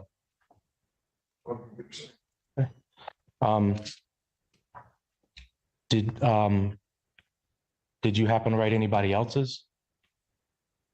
The report? No. No? Okay. Have you read the report recently? Yes. Have you read all of them?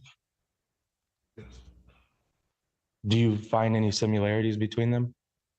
Objection, Your Honor. Relevance. Any response to that? Relevance there, I'm trying to figure out where these. The relevance, they're all identical reports. It's pretty relevant. They were copied and pasted. Maybe because they were all there. And they all said exactly the same thing. Verbatim. Okay. So this officer didn't write anybody else's reports. He just testified to that. Okay. So what's your next question to this officer? Okay. Daniel now shifts into report writing territory, and this is a common defense strategy. If multiple officers submit reports that sound extremely similar, a defendant may try to suggest that the reports were copied, coordinated, or influenced by one another. Daniel appears to be heading in exactly that direction. The problem, however, is that Officer Smith has already testified he did not write anyone else's report. So Daniel is left trying to imply a connection without actually having evidence of one. The judge quickly narrows the issue. Similar reports do not automatically mean misconduct. If several officers witness the same event, their descriptions may naturally overlap. What Daniel would need is evidence showing something improper occurred in the reporting process. Without that, the argument risks becoming speculation. Still, it's one of the more strategic lines of questioning we've seen, because credibility battles often start with paperwork. On your report, do you recall any notaries of the presence of alcohol? I need to look my report to the first one. Okay. Do you recall reporting any alcohol? I'll have to look at my report to the first one. Okay. Would you agree that alcohol was a significant contribution to the reason why me and you met? I'm gonna object to speculation here. Sustained. Okay, we have my friend that was called for high intox, correct? No, we were dispatched to a fight in progress. Okay. Fight in progress. You showed up on the scene and you notice someone's highly intoxicated. That wasn't a part of the fight that you were dispatched for, correct? Objection leading. Sustained.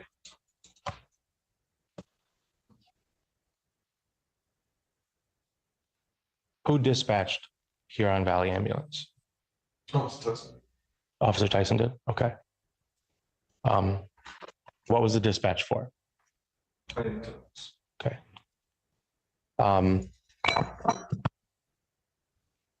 Seeing how that was, you agreed that that was part of your investigative duties to assist in my buddy's intoxication. Well, I defer for that question. I know that. Okay. So rephrase. Let me rephrase.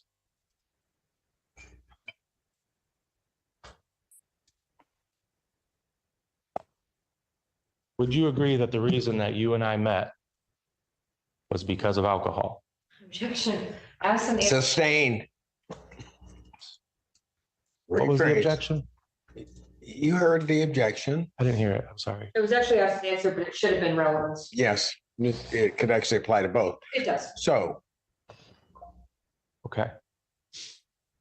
Ask and answer. Is that what she said? yes, rather clearly. It's about the fourth or fifth time that she's had to do that. So I Okay. would think five. Thank you, Mr. Kennedy.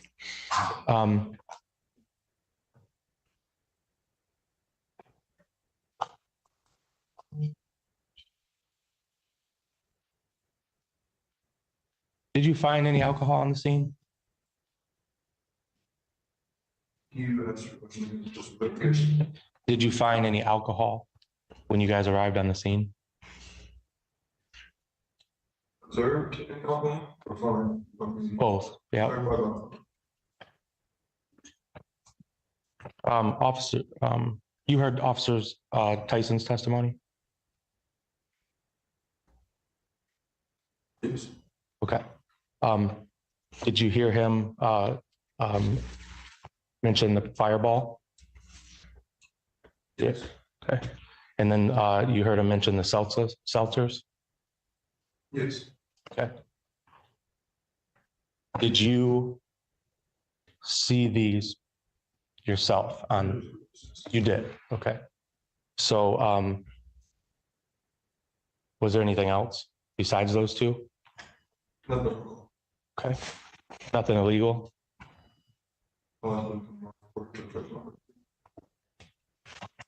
You don't recall any illegal contraband or anything on us or near us? Your Honor, objection, I'm gonna object because he said he does, he has to this court to refresh the recollection, since he can't answer that question. Sustained.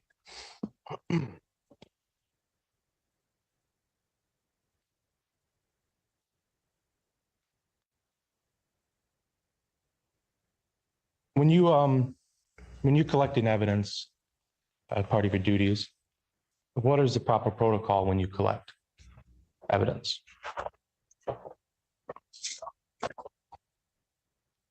Can you clarify your question? Ask again, please.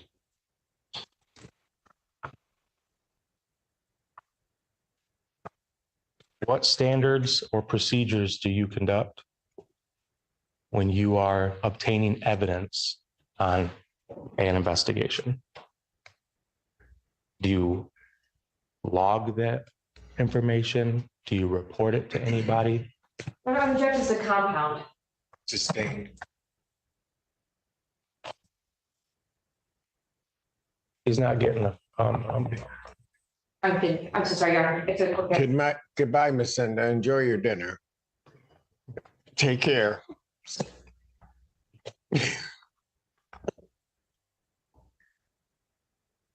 if you found a knife nearby on the same, describe the same scenario, there was a switchblade knife, what would you do?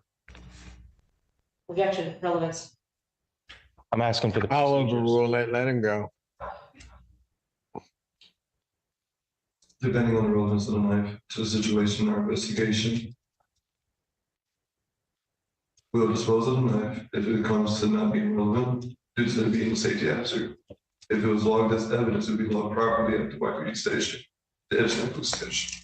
Okay. Before even touching the knife, I'll put on gloves. Then I'll put it into an evidence bag, label it, tag it, and I'll place it into my patrol vehicle. After that, I'll transfer it to the Epstein police department, and I'll log it into the evidence locker, and I'll notify my sergeant immediately. This exchange is surprisingly revealing. Daniel introduces a hypothetical about finding a knife and asks what an officer would do with evidence. At first, it sounds unrelated, but he's clearly trying to establish standards for evidence collection and documentation. Officer Smith responds in detail, describing evidence bags, tagging procedures, lockers, and chain of custody practices. Why does this matter? Because Daniel appears to be laying groundwork for an argument that alcohol found at the scene was not treated as evidence. He's trying to show a contrast between what officers normally do and what happened here. Whether that ultimately proves anything is another matter, but it demonstrates that Daniel is at least attempting to build a larger theory rather than merely arguing. For a self-represented defendant, that's one of the more organized stretches of questioning we've seen. Okay. Wow. No, go ahead. I'm sorry. That was an impressive answer. So, given that you did observe alcohol on the scene, who reported it? Who reported it? Like reported to Metro Dispatch about the talk to your friend? Or what do we do with the? I'm specifically asking about the reports that were made, but also what happened with the items as well. The reports of what? The police reports, Your What do you mean what happened to them? Honor. Not what happened to him. What happened to the mention of alcohol in the police reports? Because there was none. Okay.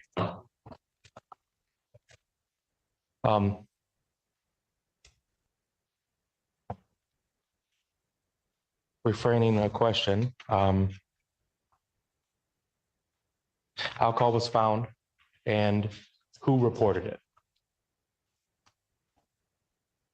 What do you? I reported it to my sergeant, my scene. Okay. Was there present. I've Okay, heard talks twice, it's possibly they might be intoxicated as well. okay.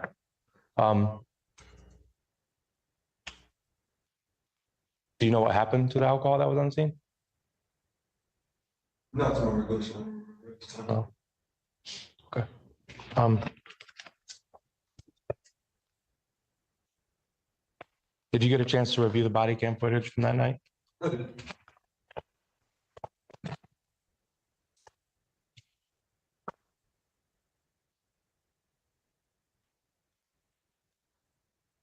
And is it your opinion that I obstructed a verbal command by Sergeant Gibbs? No object to the conclusion, Your Honor. I'll overrule it. I'll let him answer. That's the question, yes, sir. It was a verbal disagreement? No, that wasn't your Ob- question. Ask your question. What was that? Can you ask your question, please, sir? It is your opinion that I verbally obstructed Sergeant Gibbs? Well, I believe that you instructed by not listening to his verbal commands. And then you were trying to render aid to your friend. Do you recall his verbal commands? Does walk away sound familiar? Yes, it is. Okay. My husband says that frequently, but that's because it's not. Right. Right. Okay.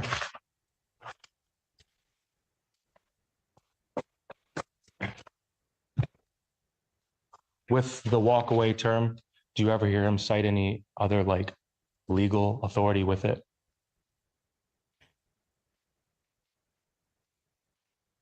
You're asking to that night, saying anything to it, or just in general? Yeah, just in general for right now. I'm just trying to figure out if there's like it's like a rule or like a law that you might say with that would like get somebody kind of arrested me. At that time, we see somebody that's obstruction to our investigation, we advise them to move along. If they do not move along, The phrase move along becomes a major focal point here. Daniel wants a specific rule, statute, distance requirement, or legal authority attached to those words. The officer keeps explaining it from a practical policing perspective. If someone is interfering with an investigation, officers tell them to move away. That's the officer's testimony. Daniel is searching for something more precise. He wants the legal mechanics behind the command. This difference is critical because the two sides are speaking almost entirely different languages.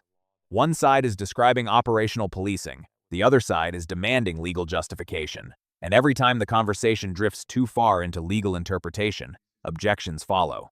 It's one of the clearest examples yet of why courtroom litigation is often as much about framing questions as it is about obtaining answers. that's not understanding. How much time do they have for that? It was corrected by our sergeant. That's our sergeant. Okay. I think 3 times at least. So go ahead.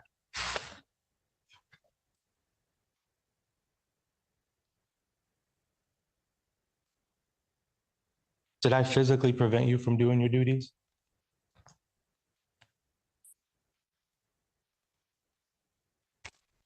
Me personally, no. Did I threaten you? Not to my recollection. Did I touch you? No. If I ignored you and just walked away, say 5 feet, would that have satisfied you? It was something like that.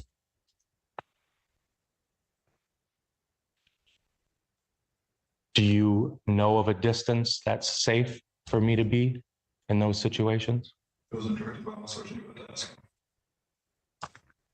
Okay. Let's take away that situation now and just a normal situation where you're investigating something and maybe your sergeant's not there. Okay. Okay. Is there a certain distance that someone has to be Yeah, I'm gonna check Mr. Relevance. How about this? And speculation, Answer. yes, sustained. Rephrase your question. You could tell me a safe distance that I would have been that day that would have satisfied you and your sergeant. I understand it was his command, but what is your opinion? That would have been a safe It distance. is irrelevant.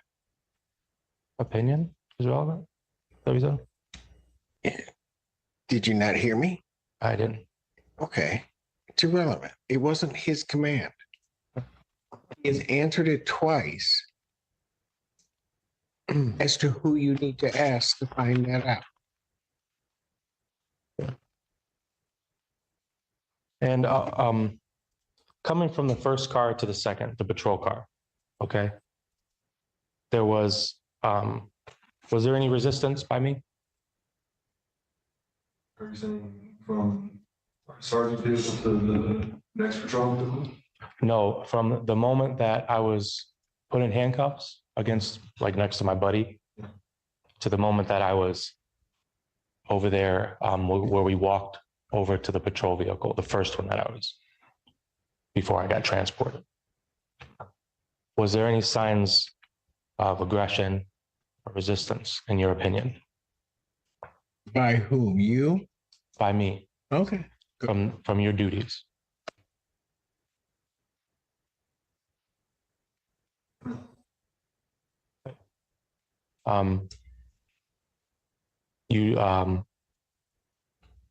You recall searching me? Yes. Did I consent to that search? You were detained before. Just yes or no? No. You can answer the question. And your patrol vehicles must be searched. Okay. It's part of our policy, not pretty sure for Michigan law as well. So, Okay.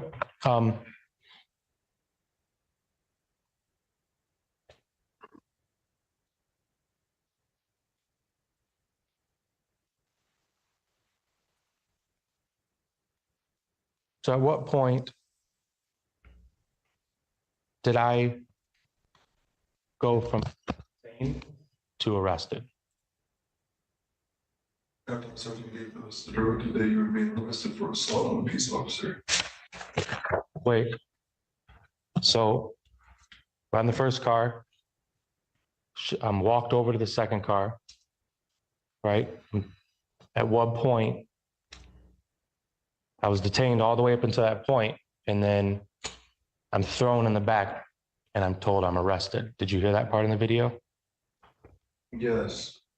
So I'm just at what point, do you know who said that in the video? The directive. Sergeant Gibbs? Yes.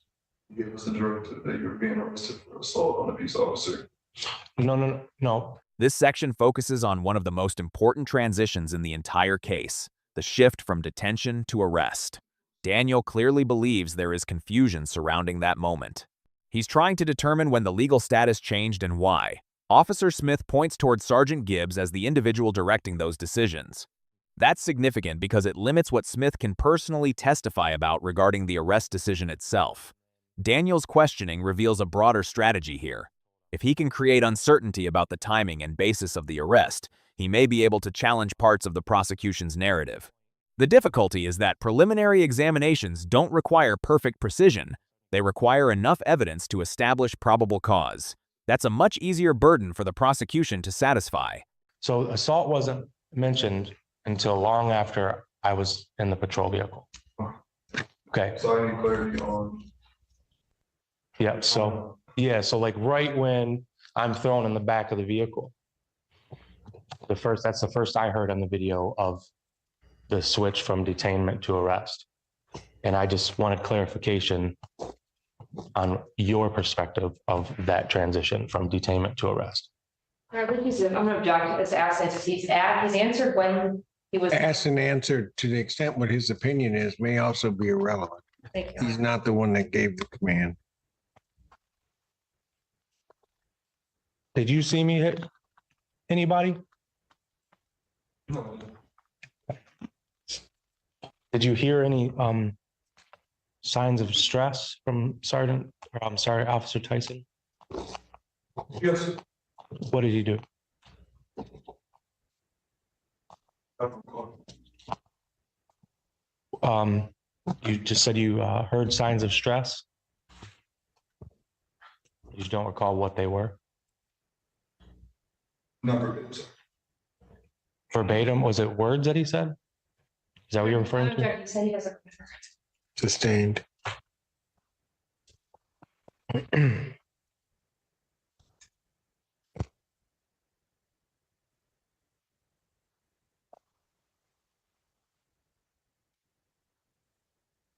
Personally see me strike him?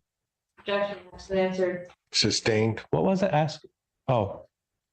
Asked and answered.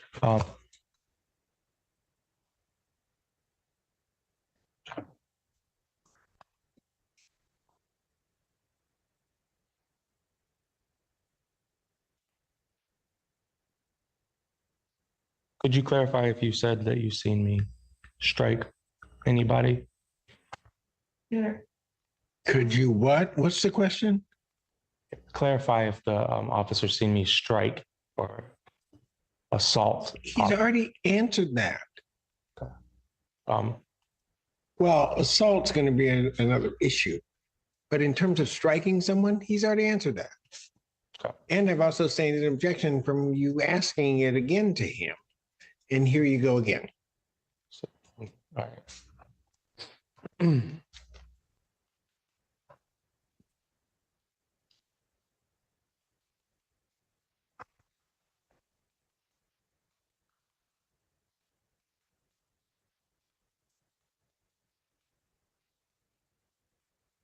Is it to your knowledge that you did not suspect a crime being committed?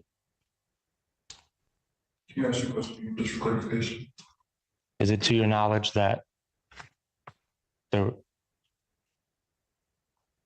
you suspect a crime being committed by me or Jacob Spaulding At what point? at any point in the stop? Can you clarify the stop? Okay.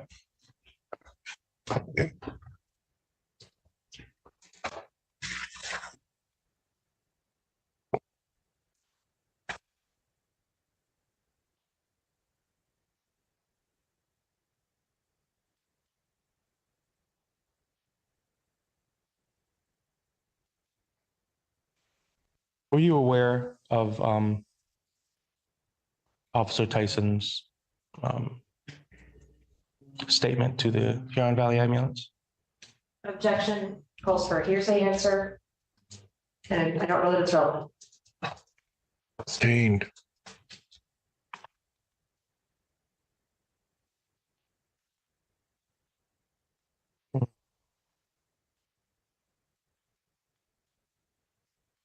If you could define at what point the probable cause was to detain me. You didn't listen to my sergeant's directive. So he asked you to place your hand on your back. You did not do that. You resisted that. When he said walk away? No, you don't get to, excuse me, officer. You don't get to interrupt him in terms of his response. You ask the question, you let the witness answer. Go ahead. Once again, Judge Simpson steps in to protect the witness's ability to answer. This has become a recurring theme throughout the hearing. Daniel asks a question, receives an answer he doesn't like, and attempts to redirect before the witness finishes. The judge repeatedly prevents that from happening. From a courtroom perspective, this is important because testimony has to be heard in full. Otherwise, the fact finder only receives fragments. Officer Smith proceeds to explain that resistance began when commands were ignored and continued during the detention process. Whether Daniel agrees with that characterization is irrelevant at this moment. The witness is entitled to complete his answer. That's a fundamental courtroom principle, and Judge Simpson is enforcing it consistently. And then at that point, your hands are placed behind your back. You're acting the resistance to do so. And you place handcuffs. Okay, within 30 seconds of being on the scene. I'll be in there for 30 seconds. Okay. Would you agree that alcohol was a related factor? To what? Related factor to what? The night, the reason why we came in contact with each other? What's the relevance of that? It's misreported. It's misreported in evidence. It's not there. I'm not gonna, he doesn't have to answer that question because you've asked it in 4 or 5 different ways already. All right. And I'm not even sure what it means.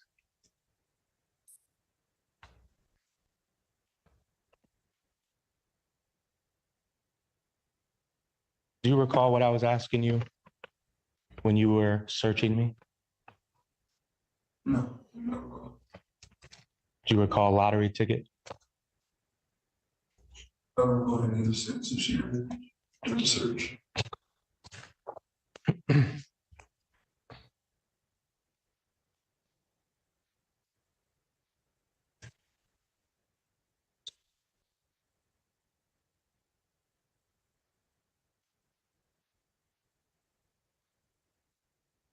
Did you believe that Jacob Spaulding was going to get charged with a crime? Objection, relevance. Sustained.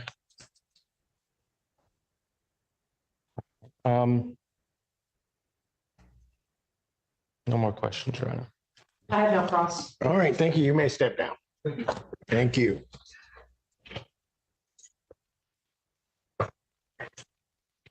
Sir.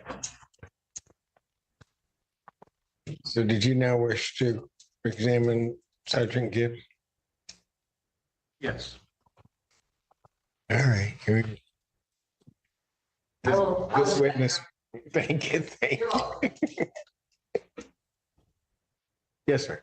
Oh, you're good. Don't worry about it. It was a great distraction. All right. Sir, if you could please come forward and be sworn.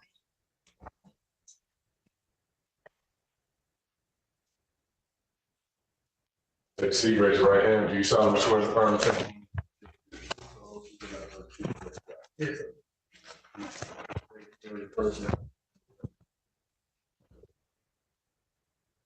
Martinez Gibbs, MARTEZ GIBBS. You may inquire. Good afternoon. State your badge number for the record, please. 366. 266, okay. You recall the events of October 11th. Yes. Have you had a chance to review any of the videos? Yes. I'm not gonna bore us anymore. I'm gonna really try to get to the point here. What was your, if you could articulate the probable cause as to my arrest? To your arrest, well, Arnold, and assault to an officer. Okay, all right, RNO was the initial one, correct? Yes. Okay. This testimony gets straight to the issue Daniel has been chasing all day: probable cause. Instead of talking about alcohol, dispatch reports, or body camera angles, Sergeant Gibbs immediately focuses on the sequence that led to detention and arrest. According to his version, the problem wasn't merely that Daniel disagreed with police. The problem began when Daniel allegedly failed to comply with commands and physically resisted officers attempting to detain him. That's a critical distinction because resisting and obstructing cases often rise or fall on the difference between disagreement and interference. Daniel clearly wants a cleaner explanation. He keeps trying to isolate one precise moment when everything changed. But Gibbs is describing a progression rather than a single event. From the prosecution's perspective, the conduct accumulated. The commands, the refusal, the physical interaction, and the eventual arrest all form one continuous chain. That's going to be important when Judge Simpson evaluates whether probable cause exists. So, at what point did you determine that I was resisting or obstructing? Is that correct? Is that the... Resisting obstruction. It'll be when, to put your hands behind your back, you tensed up, start to pull away, which other officers had to come and help me, get cuffs on you, took you over to the vehicle, held you against the vehicle to put you in handcuffs, at which point. Okay, well, there's a lot of events, so I'm gonna just try to keep it at the one right now. Thank you. So it was, you said the point I was being detained was, or I'm sorry, resisting for, Yes, so you're talking about detainment or arrest, so we got two different things going on. okay, so let's walk me through it. I was detained for, Detained for interfering. okay, interfering, what was I interfering? You were interfering with my investigation, trying to help your friend who was extremely intoxicated. Yes. Okay, trying to help my friend, is that your lawful duty? Yes, To help my friend? yes, to help him, yes. Okay. Okay, you were.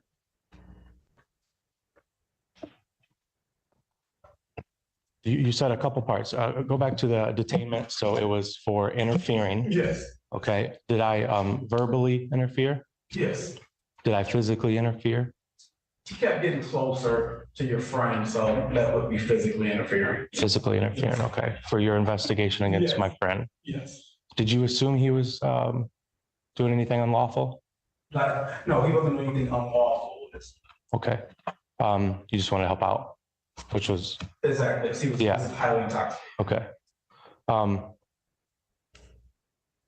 Do you recall me asking you anything when you first showed up on the scene? I'm sorry, say one more, I'm sorry. Do you recall any questions that I had for you when you guys showed up on the scene? Judge's hearsay. Sustained. Hearsay.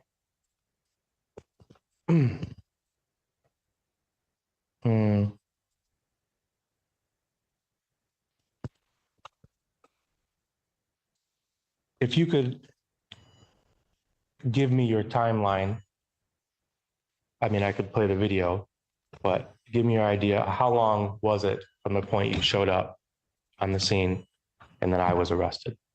Or I'm sorry, detained. Say maybe possibly 5 minutes or so. 5 minutes? If I told you it was under 40 seconds, would you believe me?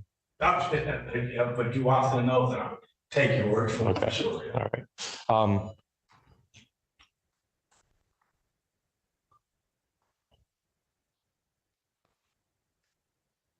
Did you assume that I was, at that time when you showed up, did you assume that I was up to a fight that you were dispatched for? Or did you clarify that that was something? No. You knew I wasn't in a fight? Okay. So, so basically what I have here really is, I've watched the video thousands of times, right? I get me and you at a disagreement, right? In your words, what would be the disagreement? You wouldn't fair. I'm trying to help your friend. You're telling me I have him, I got him. Well, that didn't seem to be the case. If you had him, he wouldn't have been on ground drunk. So therefore, it's my duty as a peace officer to ensure that this man is safe. And because I wasn't doing it. you were not. That's what you're saying. Okay. Now the hearing turns surprisingly personal. Daniel describes the interaction as a disagreement, and Sergeant Gibbs responds with a completely different interpretation. According to Gibbs, the disagreement existed because he believed Daniel wasn't adequately helping his intoxicated friend. That's a powerful narrative for the prosecution because it frames the officer's actions as protective rather than punitive. Daniel sees police intervention as unnecessary. Gibbs sees it as required. Neither side is arguing about the same thing anymore. They're arguing about responsibility. Who was responsible for the intoxicated individual? Who had authority to make decisions at the scene? And when those responsibilities collided, who crossed the line? Those questions sit at the heart of the entire case.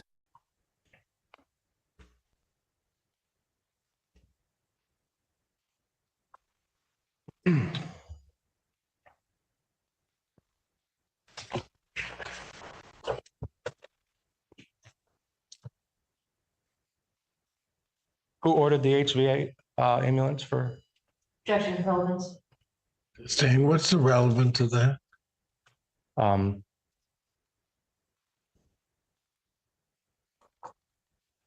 Good question. I know. All right. Well, if you don't have an answer, objection sustained.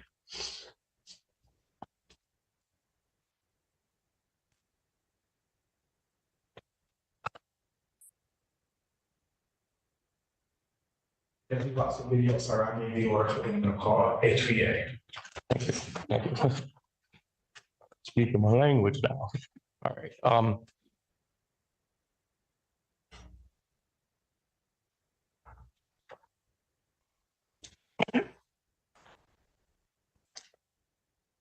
did I make you feel threatened in any way? Did you make me feel threatened in any way? No, sir. No. I didn't give you an aggressive vibe or anything? You gave me the aggressive vibe when you tensed up, but initially,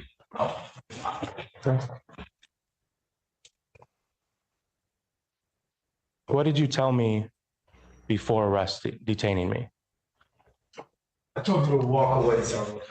Walk away. Yes, to walk away. That's a, would you call that or consider it a lawful command? That was definitely a lawful order, yes. Okay. Do you know under what law that would be? I cannot say that off the top of my head, I'm sorry. Okay. It is definitely a lawful command. You're interfering. I asked several times. You know if it says like a certain distance? If what says a certain distance? The regulation on the lawful command. What regulation are you talking about? My safe distance from my public's Okay, private space. Mr. Magoo, that's going to depend upon context. Right. It depends on what they're investigating. So what are you asking? At what distance would have been safe? You can walk to the sidewalk, you just stay here. That's it. That's all I want. You didn't have to leave. Man, that would have been so easy. That would have been so easy, right? Oh, yeah. Mm-hmm. Still trying to figure out this time though. I was first, right? There was no investigation. So at what point does investigating somebody else's drunkenness determine my arrest?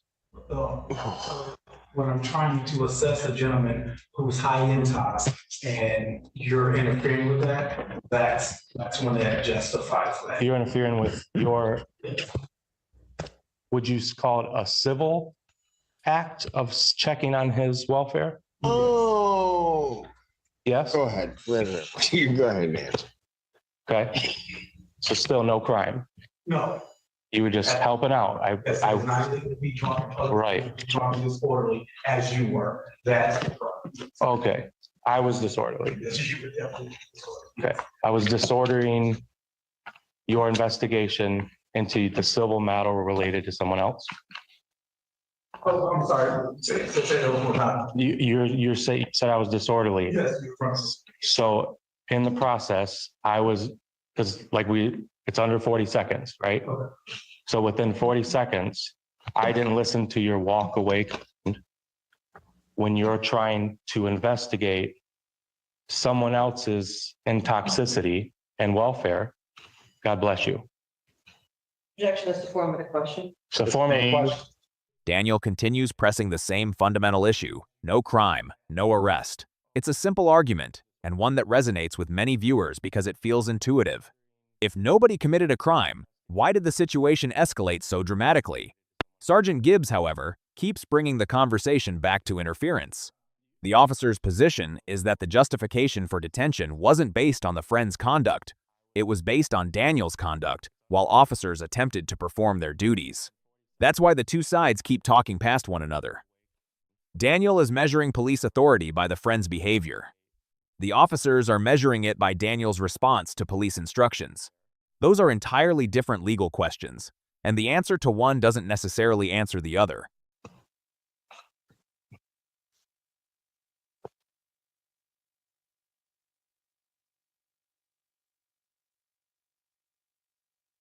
Knowing that there was no crime, would you agree that?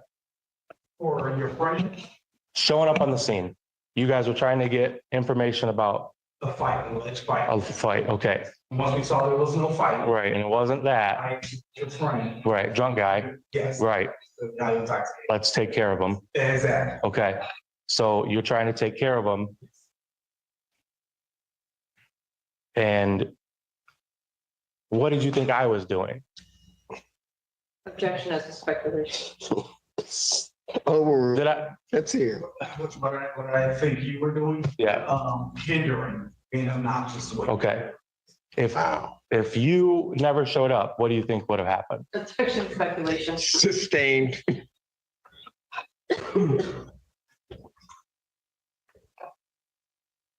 I just have a picture, Your Honor.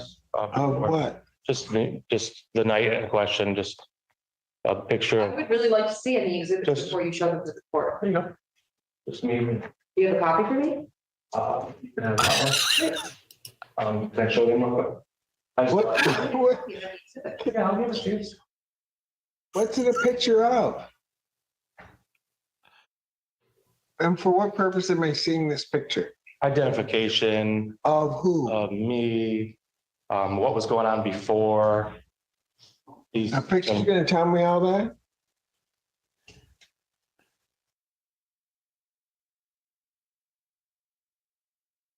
Well, I don't, there's no other copy, Your Honor, so. No, that's I fine. would have sent it to you digitally, I got.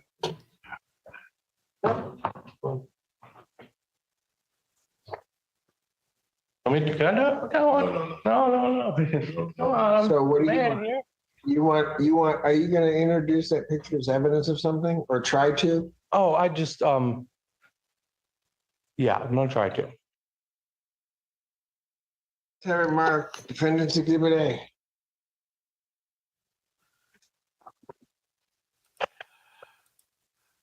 It's just identification.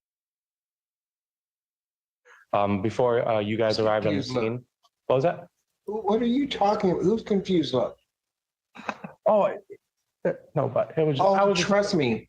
I think Everyone. the sergeant knows more about identification of an object in court than you ever possibly will. So Right. I don't think he was confused at all, okay, yeah.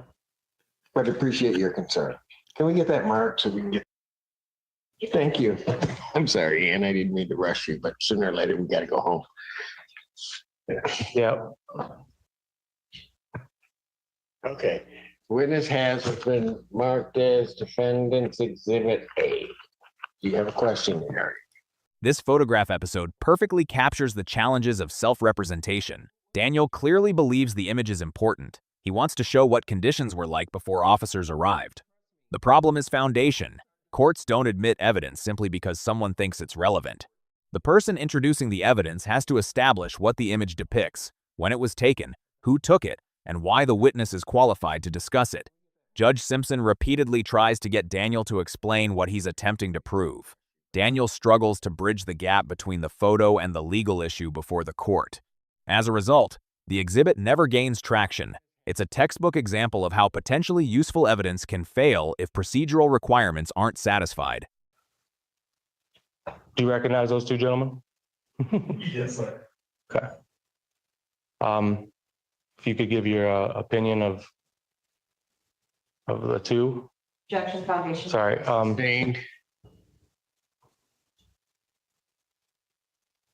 to what we're wearing, look familiar, that was the same night, would you agree? Objection foundation. Sustained. Foundation. Um.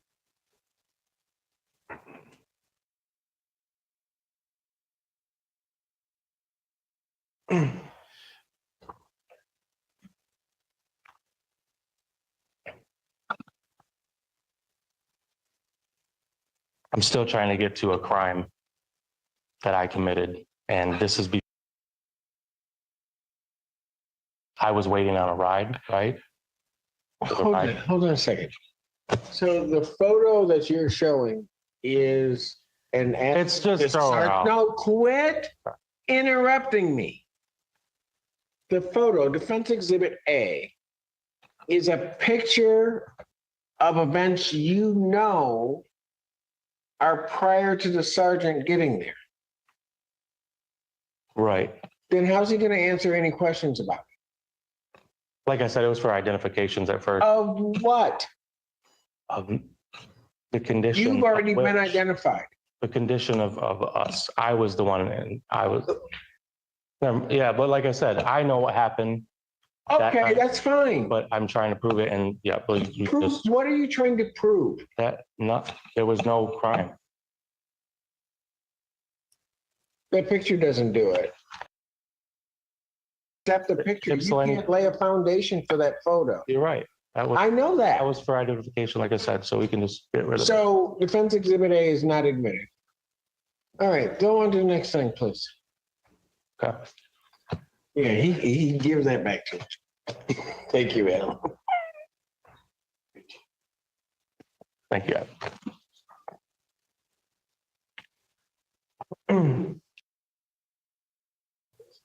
Do you recall the presence of alcohol on the scene? Yes, sir. Do you recall reporting that there was alcohol on the scene? Yes. You did report it? Yes. Um, My partner's hand in the report, it says it in the report. Says in the report? Yes. Okay. Would you consider it to be a significant factor of the night? Objection. Which night? Yeah, I'll sustain the objection. You need to ask better questions. Yeah.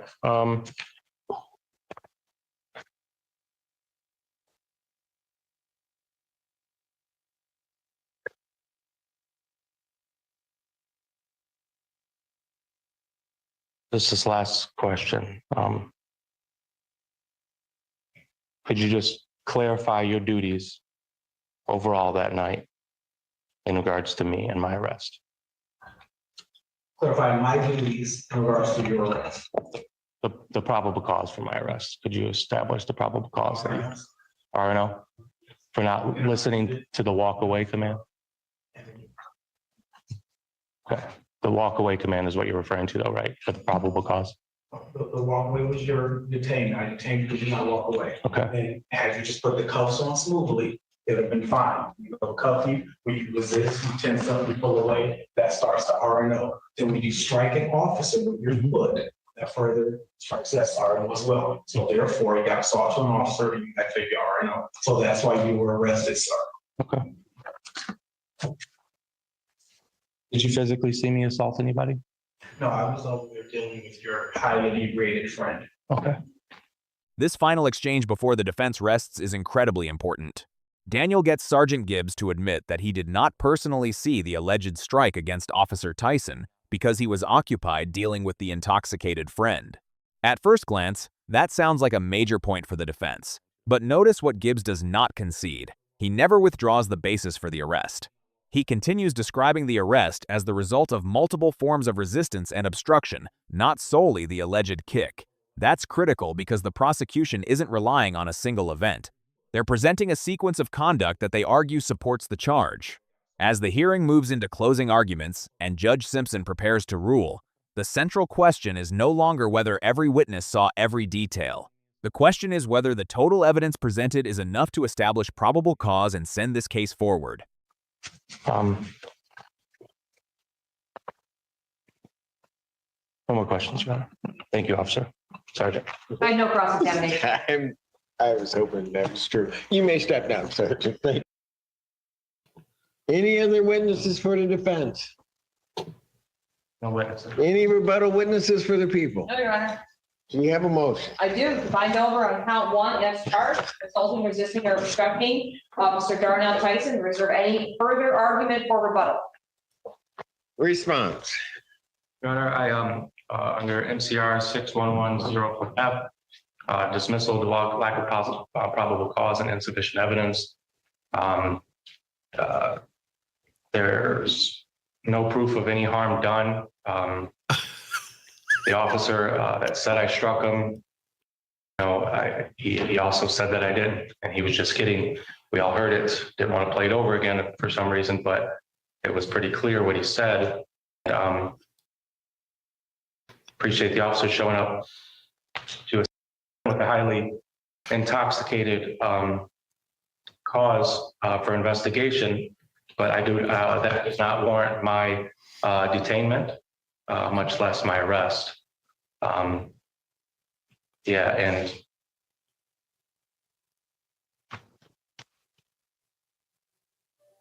under MCR 6110F, dismissal lack of a probable cause, there was no probable cause. Anything after that is thrown out and inadmissible. It's under Matt versus Ohio.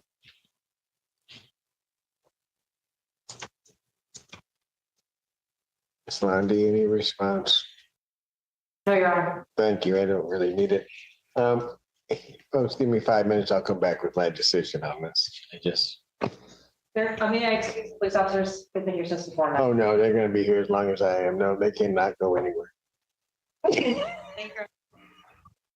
What'd you say? I don't think that's what he said, but that's all right. We're staying in recess. All right.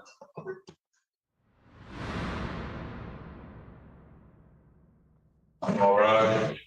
14A District Court for County of Washington, State of Michigan is back in session. The Honorable Judge Simpson. Thank you. You may be seated. All right. Having no additional argument in this case, the facts and circumstances of this case, the people with reference to count one, the charges as against Officer Tyson, the people have sustained their burden of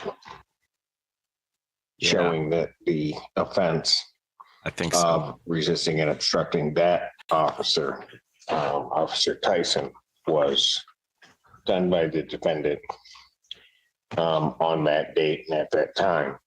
Additionally, as the court can do pursuant to court rule and statute, the court does believe that other offenses were committed during the course of this, which are 2 other additional charges of resisting and obstructing. Specifically, when starting, I guess, with what I will make count 2, with regard to Sergeant Gibbs, the failure to follow the sergeant's command, and I have to give the sergeant all the credit in the world that he gave continuous warnings for the defendant to remove himself from the area. The defendant then refused to do so.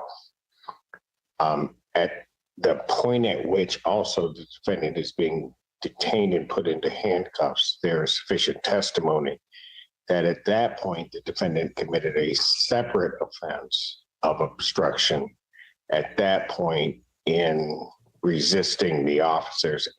And now the ruling takes an even more dramatic turn. Judge Simpson isn't stopping at 1 count.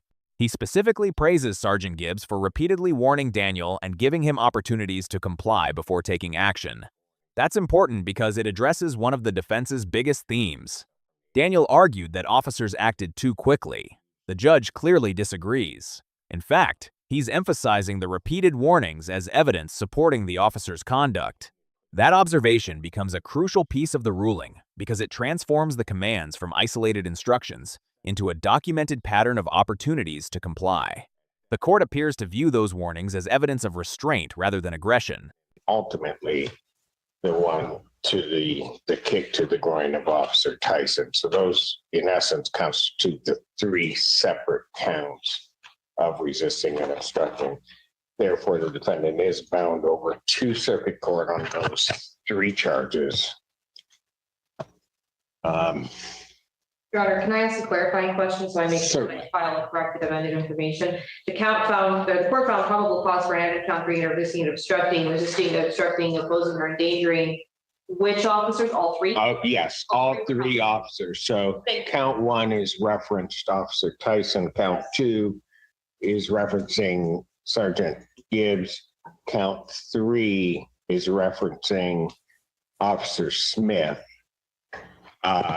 With regard to taking the defendant into custody and his resisting of the handcuffing, as well as, quite frankly, his resisting of during the pat down, the refusal to acknowledge or respond to the officer's questions can constitute obstruction. So he is bound over on those 3 charges. Do you understand that, Mr. McGrew?